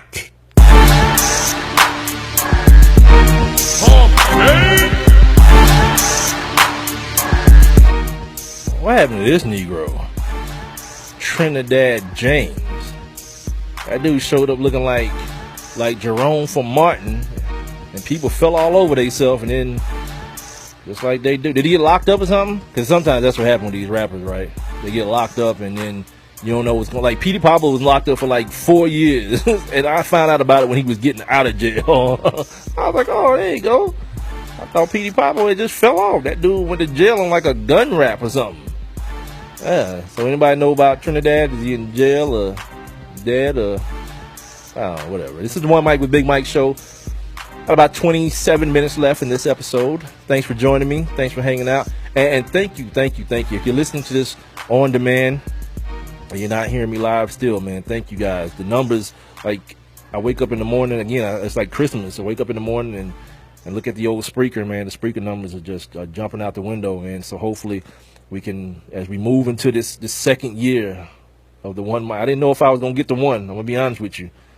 I paid up for 1 year on Spreaker, and I was like, all right, let's see what happens. And if nothing, I'll just know I'm an idiot for even trying this thing. And Maybe I should get back into radio. Speaking of getting back into radio, today I look at my phone. Reggie Rouse has now become your Facebook friend or whatever, accepted your friend request. I'm like, what the hell is going on? I don't work for this. I don't work for this cat no more. But I forgot. Renee has every one of my passwords. Like if my ID ever gets stolen, the investigation will be hella short. Renee has every password to everything I have. So I see Reggie Rouse, my former boss over at CBS Radio here in Atlanta, is now my Facebook friend. And I'm like, oh, whatever. Like we was cool, so not like two other clowns over there, like Terry Fox and the clowns at 92.9. But me and Reggie always had a good working relationship, so it's cool. You know what I mean? I invited them to like the page and all that kind of stuff too, just like anybody else. Speaking of liking the page, I'm streaming live video on that joint right now, so you guys can head on over to One Mic with Big Mike on Facebook and check out my ugly mug. I got my LA Dodgers hat on. They about to take care of business against these Cubs, man. It's gonna be not a pretty sight up in the shot. My man Jason Goff's up there. It's not gonna be a pretty thing, man. These people got high expectations. Well, I don't know, because they might be like it is down here with the Falcons, all this trepidation, like, oh, when is it going to finally happen? When are they going to just disappoint us? Like my man, like Rob Calloway. Yep, Sunday might have been the turning point for the season. Like, just that attitude of defeat. Like, oh, man, this might be the end right here. That one call. Like, that one call shift your season you weren't good in the first place. You don't need to be competing anyway. So, there's that. You guys can still, get your thoughts in on what I'm talking about by either texting me at 404-902-8104. You can jump inside the live interactive chat room. You can jump in there by clicking on that little thought bubble on the streaming player if you're listening via Spreaker or the Spreaker app, or, of course, my website, One Mic with Big Mike. Shout out to Chris Perouse on Facebook checking in. What? You just on Facebook, Big Mike? Question. No, I'm on Twitter and Instagram too, Chris. I'm on same handle, One Mic with Big Mike. Renee, why can I only see a certain number of responses? Is something going on why I can't see the responses that was on here before? What's happening? Like, this is the stuff I do during my show. I get like like social media, get my social media questions answered by Renee because I don't know how this stuff works. Like, now it's only like two comments up here when there was a couple other ones that I was gonna get back to, and whatever, man. Damn social media. Anyway, you want to catch the show, any part that you may have missed, or you want to just tell your friends about it, that there's this idiot black dude in Atlanta that's talking about sports and all kind of other stupidness on this show every Monday, Wednesday, and Friday. You guys should check it out. Make sure you just go to iTunes, iHeartRadio, Stitcher, Google Play Music, YouTube as well. You can get the audio and the video, or the video, I should say, on demand on all those platforms. Subscribe to the YouTube page. Also subscribe to the Google Play Music and the iTunes as well. And yeah, continue to share this with your friends. And I appreciate you guys for doing it. I told you guys when I got back, I was going to talk about the Netflix documentary 13th. And maybe not the documentary itself, but kind of what it is. You know what I mean? What it is more than what's going on within it. If that makes sense. Renee is answering my question. She says, no, they show the responses as they were posted. It doesn't show the old questions. You have to go back to the exact point. So I have to like rewind to see. Oh man, that's tough. Yo, if you're listening and I didn't get to your comment or whatever on Facebook, I didn't know that's how it worked. I thought like I could just like go to it when I was ready to it and see what the hell you're talking about, but apparently not. Apparently it's like time stamping. Oh yeah, man, that's whack, dude. That's whack. Anyway, whatever. So I see 13th last night, right? And I know I'm probably late on this, but it was informative, if not for anything else. And let me tell you guys something. Like, I see this kind of stuff, and I purposely look for things that I don't already know. Like, if you're one of these people who look at these type of things and you look at them through the lens of, well, I already know what they're going to say, you're doing it wrong, man. Because there's always knowledge to be gained. You know, and my mentor told me one time that if you find yourself being the smartest person in every room, you in the wrong rooms. You gotta put yourself in situations where there's knowledge to be gained. There's education to be had. And so I'm watching this documentary, and the one thing I didn't know, that after they said it, everything else just came straight into focus. Like, before it was even said in the documentary, it just came into focus.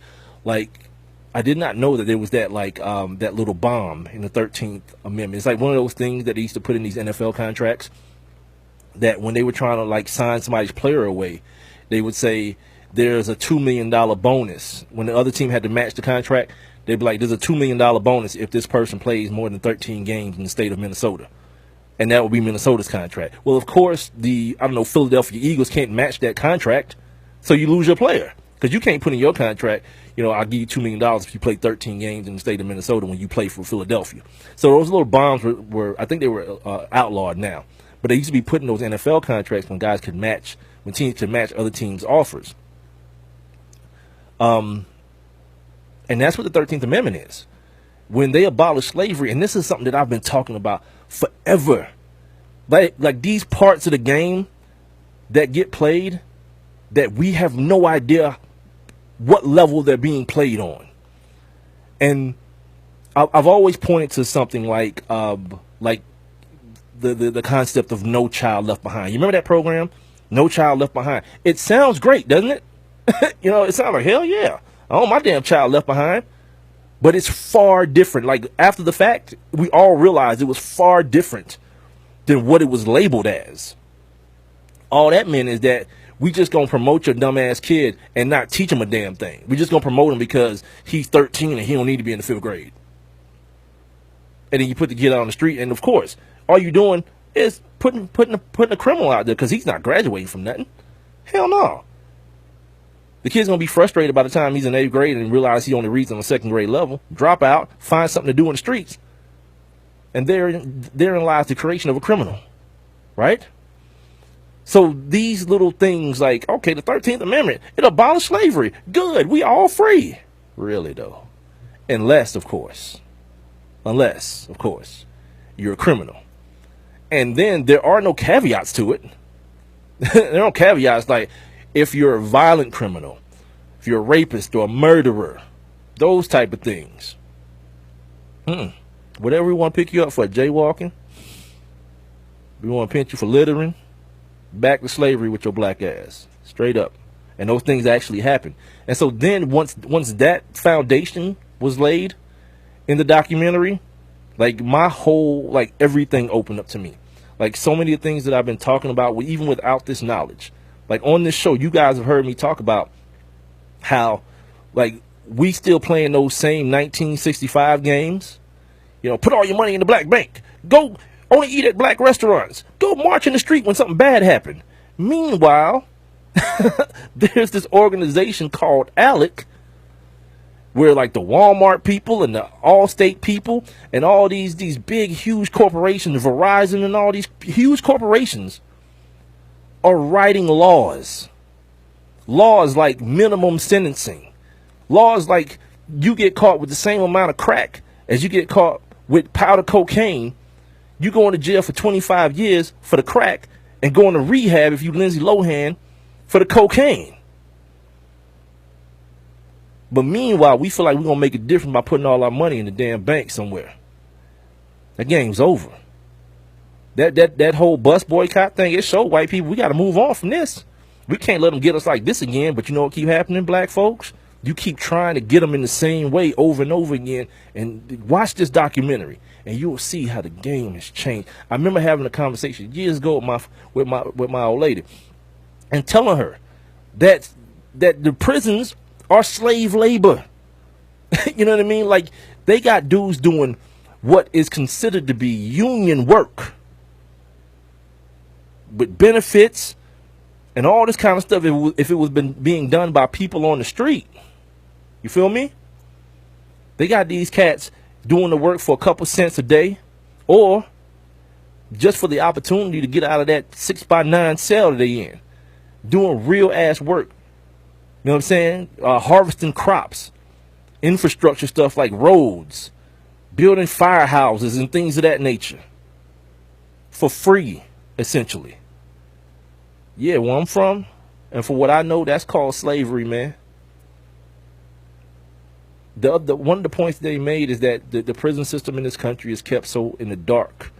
Like everything is just in this dark place to where once someone goes into the system or once somebody goes to prison, the rest of the world forgets about it. It's like, okay, that's where those people belong, so whatever. We ain't gonna worry about them no more.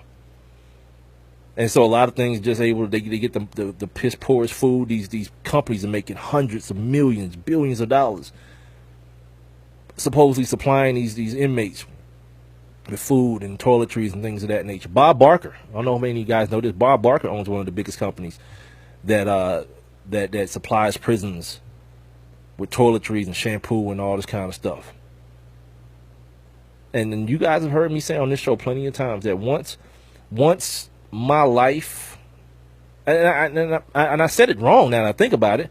I was like, once my life became monetized, the game changed. That's what I was always saying. But by watching the documentary, guess what? My life has always been monetized in this country. Everybody who's looked like me from the first time a boat boarded an African and set sail for the American East Coast, a black life was monetized by white people. And for whatever, hook, crook, blood, death, whatever, white America is not and will not let that go. So my bigger point is, we're screwed. If you look like me, you're screwed. You know what I mean? And just like with anything else, you know, there'll be a certain faction of us that find their way to what we may consider to be the other side. But I have a concept as it relates to that as well. And this is the One Mic with Big Mike show. If you're wondering what you're listening to and who this dude is, it's on this damn soapbox. It's me, and I'm here every Monday, Wednesday, and Friday on Spreaker from 7 to 9. I think about guys like, you know, like Tyler Perry and Jay-Z, and especially a guy like Jay-Z, a dude who came from the street, who's now he kind of rubs elbows with those dudes, got the president. He talks about having the president on speed dial and those type of things. Like he represents something that America cannot fathom. Like being Lil Wayne.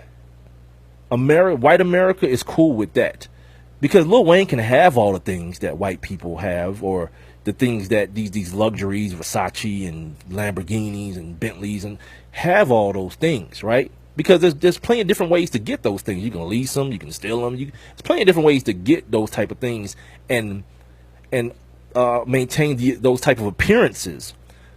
But the border, or I guess the stopping point, is at having the understanding, having the knowledge of where those things come from and how you continue to get those things, because then it becomes generational.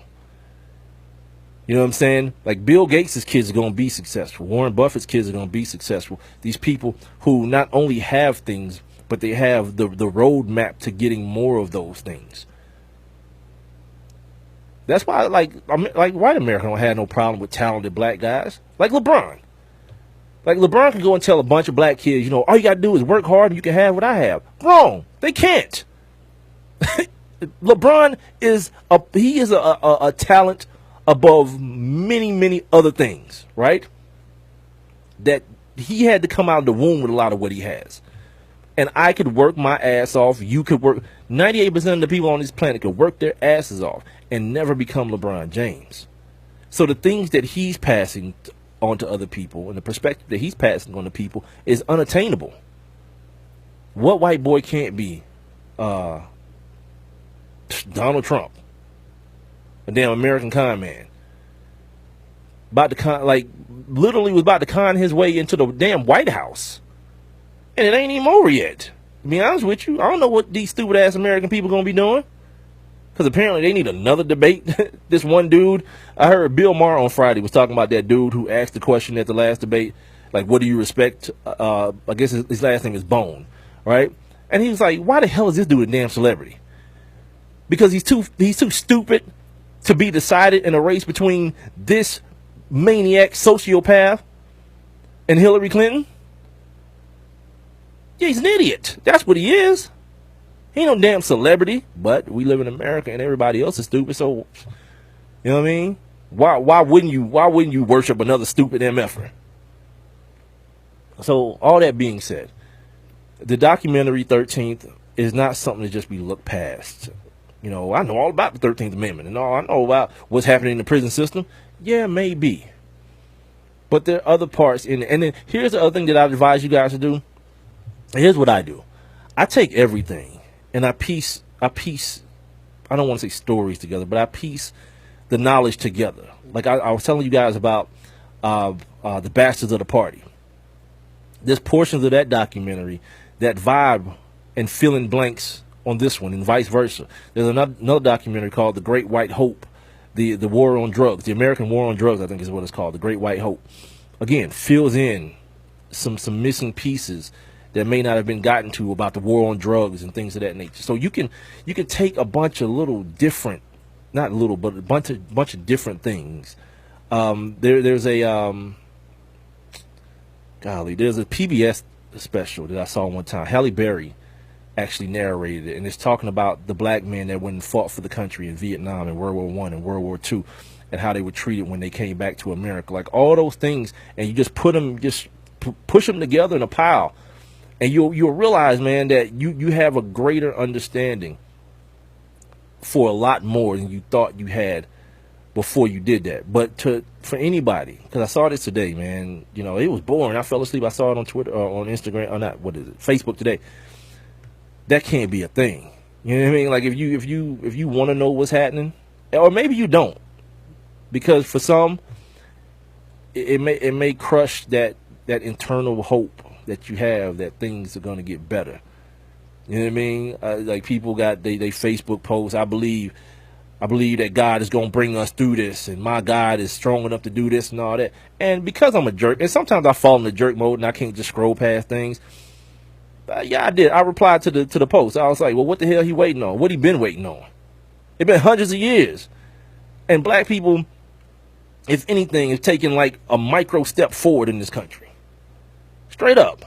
And you still believing that some mythical creature is going to pull you out of this bad situation? Like, does anybody not, am I the only one that looks at that situation and realizes that was the trick that was played on you and the people that look like you from the very beginning? Because just think about it rationally. Like, how would you get someone outside of beating their brain? Because eventually you can beat somebody for only so long, right? So what mental trick would you play on somebody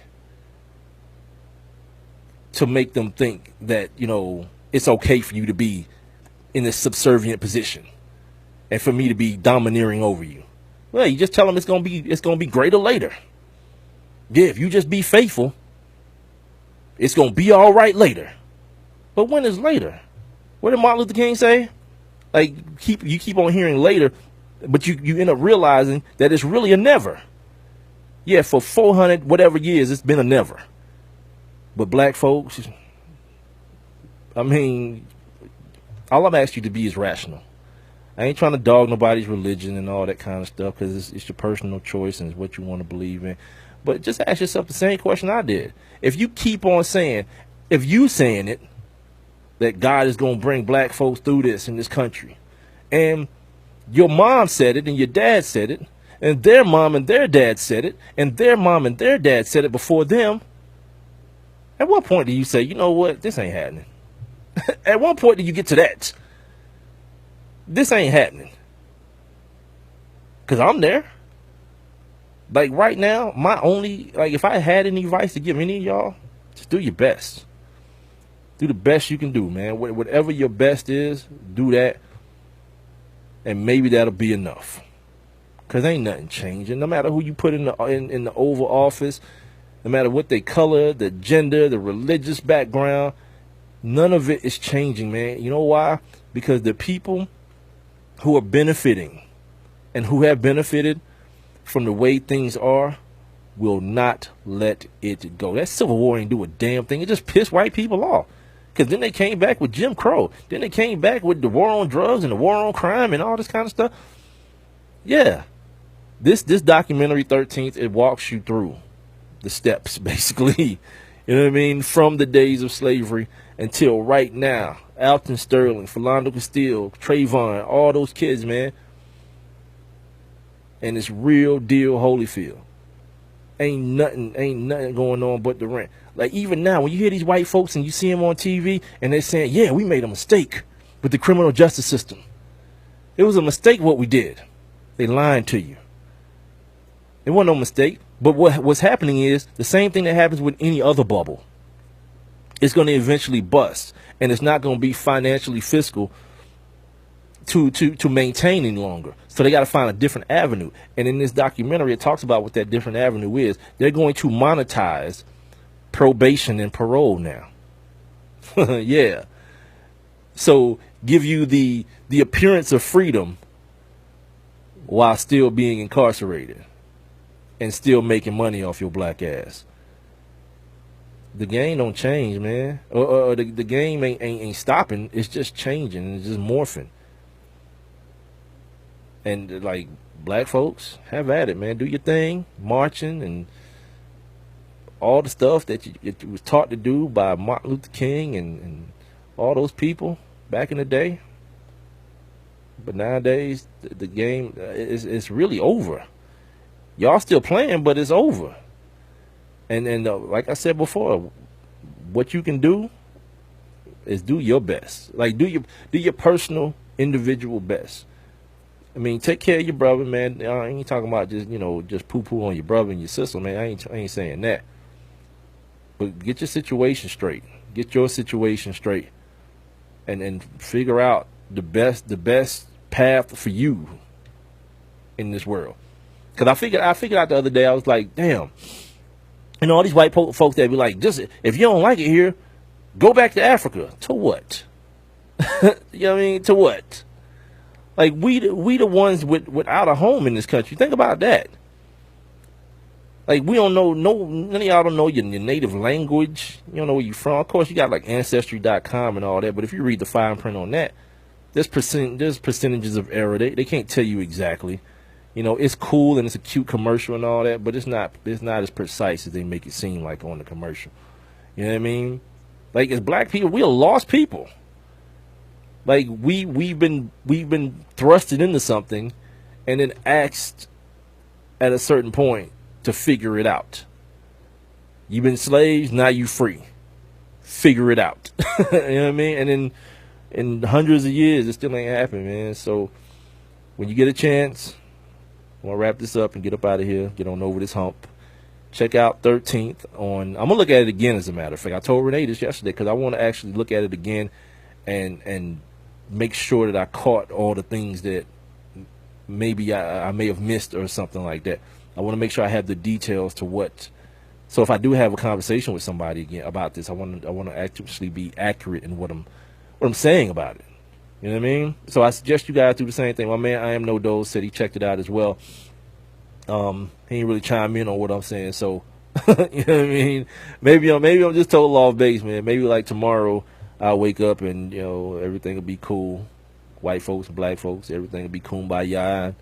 I don't think so, but, you know what I mean? Maybe I'm off base. Maybe it's my pessimistic nature that's telling me that, it's just, it just, this country hates me, man. It hates my black skin. My black skin is my crime in this country. And it ain't I can't shake that feeling unless something definitive happens to change that reality. My perception is going to be what it is, man, that this country just hates my black skin. And it's turned me, just me being me, into a crime. That's going to do it, man, for the Hump Day edition of the One Mic with Big Mike show. Appreciate you guys joining me. My man, Big L. I Am No Dose, of course. Renee Cooper, who's in the chat room. All the folks that chimed in here on the Facebook. Sorry, I can't see my man from Italy. I can't see the comments anymore to shout your names out. So sorry about that, but I appreciate you guys all the same. If you're listening to this on demand, I appreciate you downloading or streaming it or whatever you're doing. If you're listening right now, you didn't get a chance to catch the entire show. My man Matt Lutovsky came on like he does every Wednesday and talked to me about this fantasy football situation. You guys got some fantasy stuff you want to know about? First, follow him on Twitter at @mlutovsky. And then you can always go get the show on demand. This show, Spreaker.com, the Spreaker app, as well as TuneIn, the app, OneMicWithBigMike.com, iTunes, iHeartRadio, Stitcher, Google Play, and YouTube.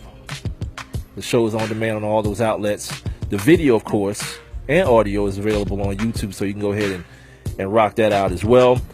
Make sure you guys are following me on Twitter and Instagram at the number 1 MICWITHBIGMIKE. And make sure you keep this number. Like, lock it in your phones, my text number. And you guys need to start using it too. 404-902-8104. We'll come back Friday. Trying to work on some guests for Friday. Or a guest for Friday.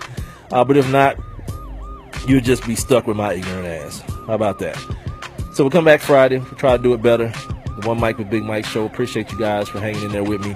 And that's it, man. Friday it is.